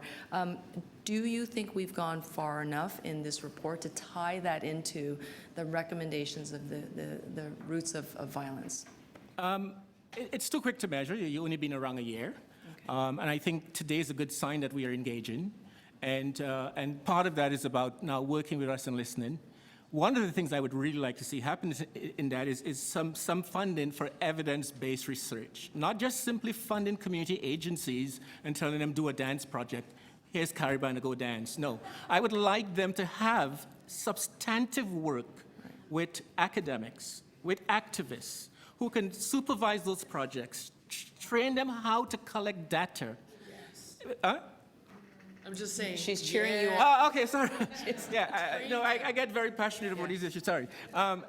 Train them how to collect data so that when we are speaking with agencies and interfacing with agencies are speaking in a particular parlance and lexicon that reflects the language that you're expecting, so that agencies don't suffer from a deficit, but rather have the language and the skills to do so. And I also would like us to stop thinking of the black community as this heterogeneous community and this heteronormative community. The black community is complex. It is diverse. And we need to do more for queer black youth also, and queer trans youth. And we need to be sure that in the work we are doing, we're not just saying black community, we're working with black communities and its complexities and addressing the nuances and the differences that exist so that the kind of work we are doing could address the different needs and not just this monolithic approach. Right. And the city has, I believe this is my own statement, is my opinion, I believe we've struggled on collecting disaggregated data. It's not something we do well, but at the same time, in order for us to really address the issue of exclusion and inequalities, we need to know how are we accessing information, how are communities accessing information and services, and have we tailored those programs to specifically deliver the outcome that we're looking for. Yep. Beyond the research and creating a fund to funnel that research through the partnerships with the university, where do you think that should sit? Because it's not something that the city generally does. They do it in way of third-party vendor partnerships. We may send out an RFP and somebody would respond, but it's not embedded in the city's processes. Thank you. Well, I couldn't tell you where to do that, right? I have to understand more the city's work. But what I can say to you is that there are a number of black academics who would be willing to sit with you and help you construct that if we understand how the city functions. Okay, thank you. Thank you. Councillor Carroll, question? Well, I guess it's building on Councillor Wong Tam's questions. I understand the need for this. The TDSB is trying to gather this data. We've tried.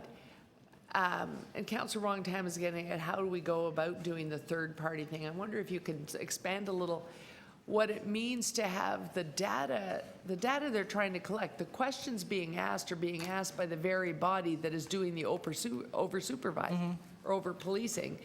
So the response is not going to be as open as you want. It can never be unless we do this third party. Am I on the right track? I think part of the issue is being overstudied by the wrong folks. Yeah. And if we are studied now by black folks, it might be different.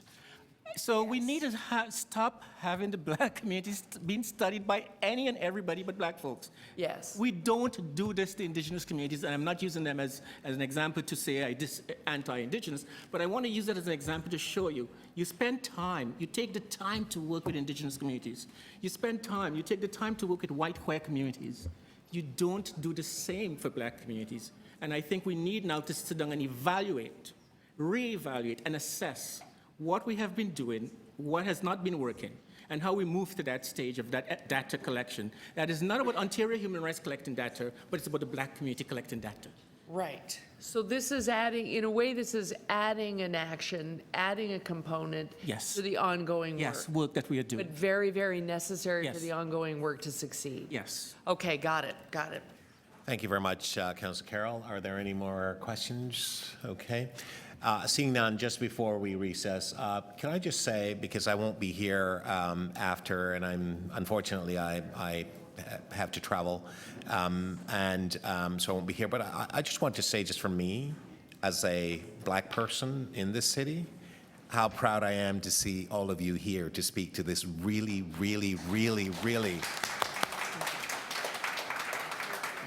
important issue, and Ms. Grant for the team and the work that has been assembled, and finally for the mayor, who has been very focused in addressing this very important issue. So the old Bob Marley saying comes to mind, he who feels it the most knows it the best, which really speaks to what you're saying, Professor. So I know that Councillor Grimes and Vice Chair will chair the meeting after the recess, so we will now recess until 1:30. Okay. Thank you. Thank you very much.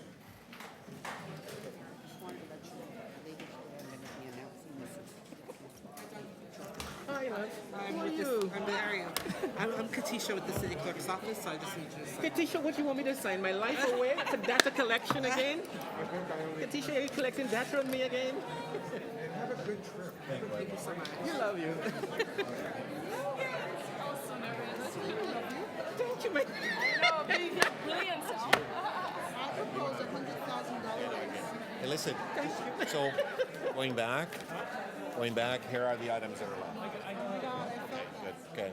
And, all right. I know. I'll leave this with you. Yes. Thank you. Madam Clerk, thank you. It was actually essentially youth who were experiencing Yes. homelessness. Remind him. Essentially, Remind him to move the motion for me.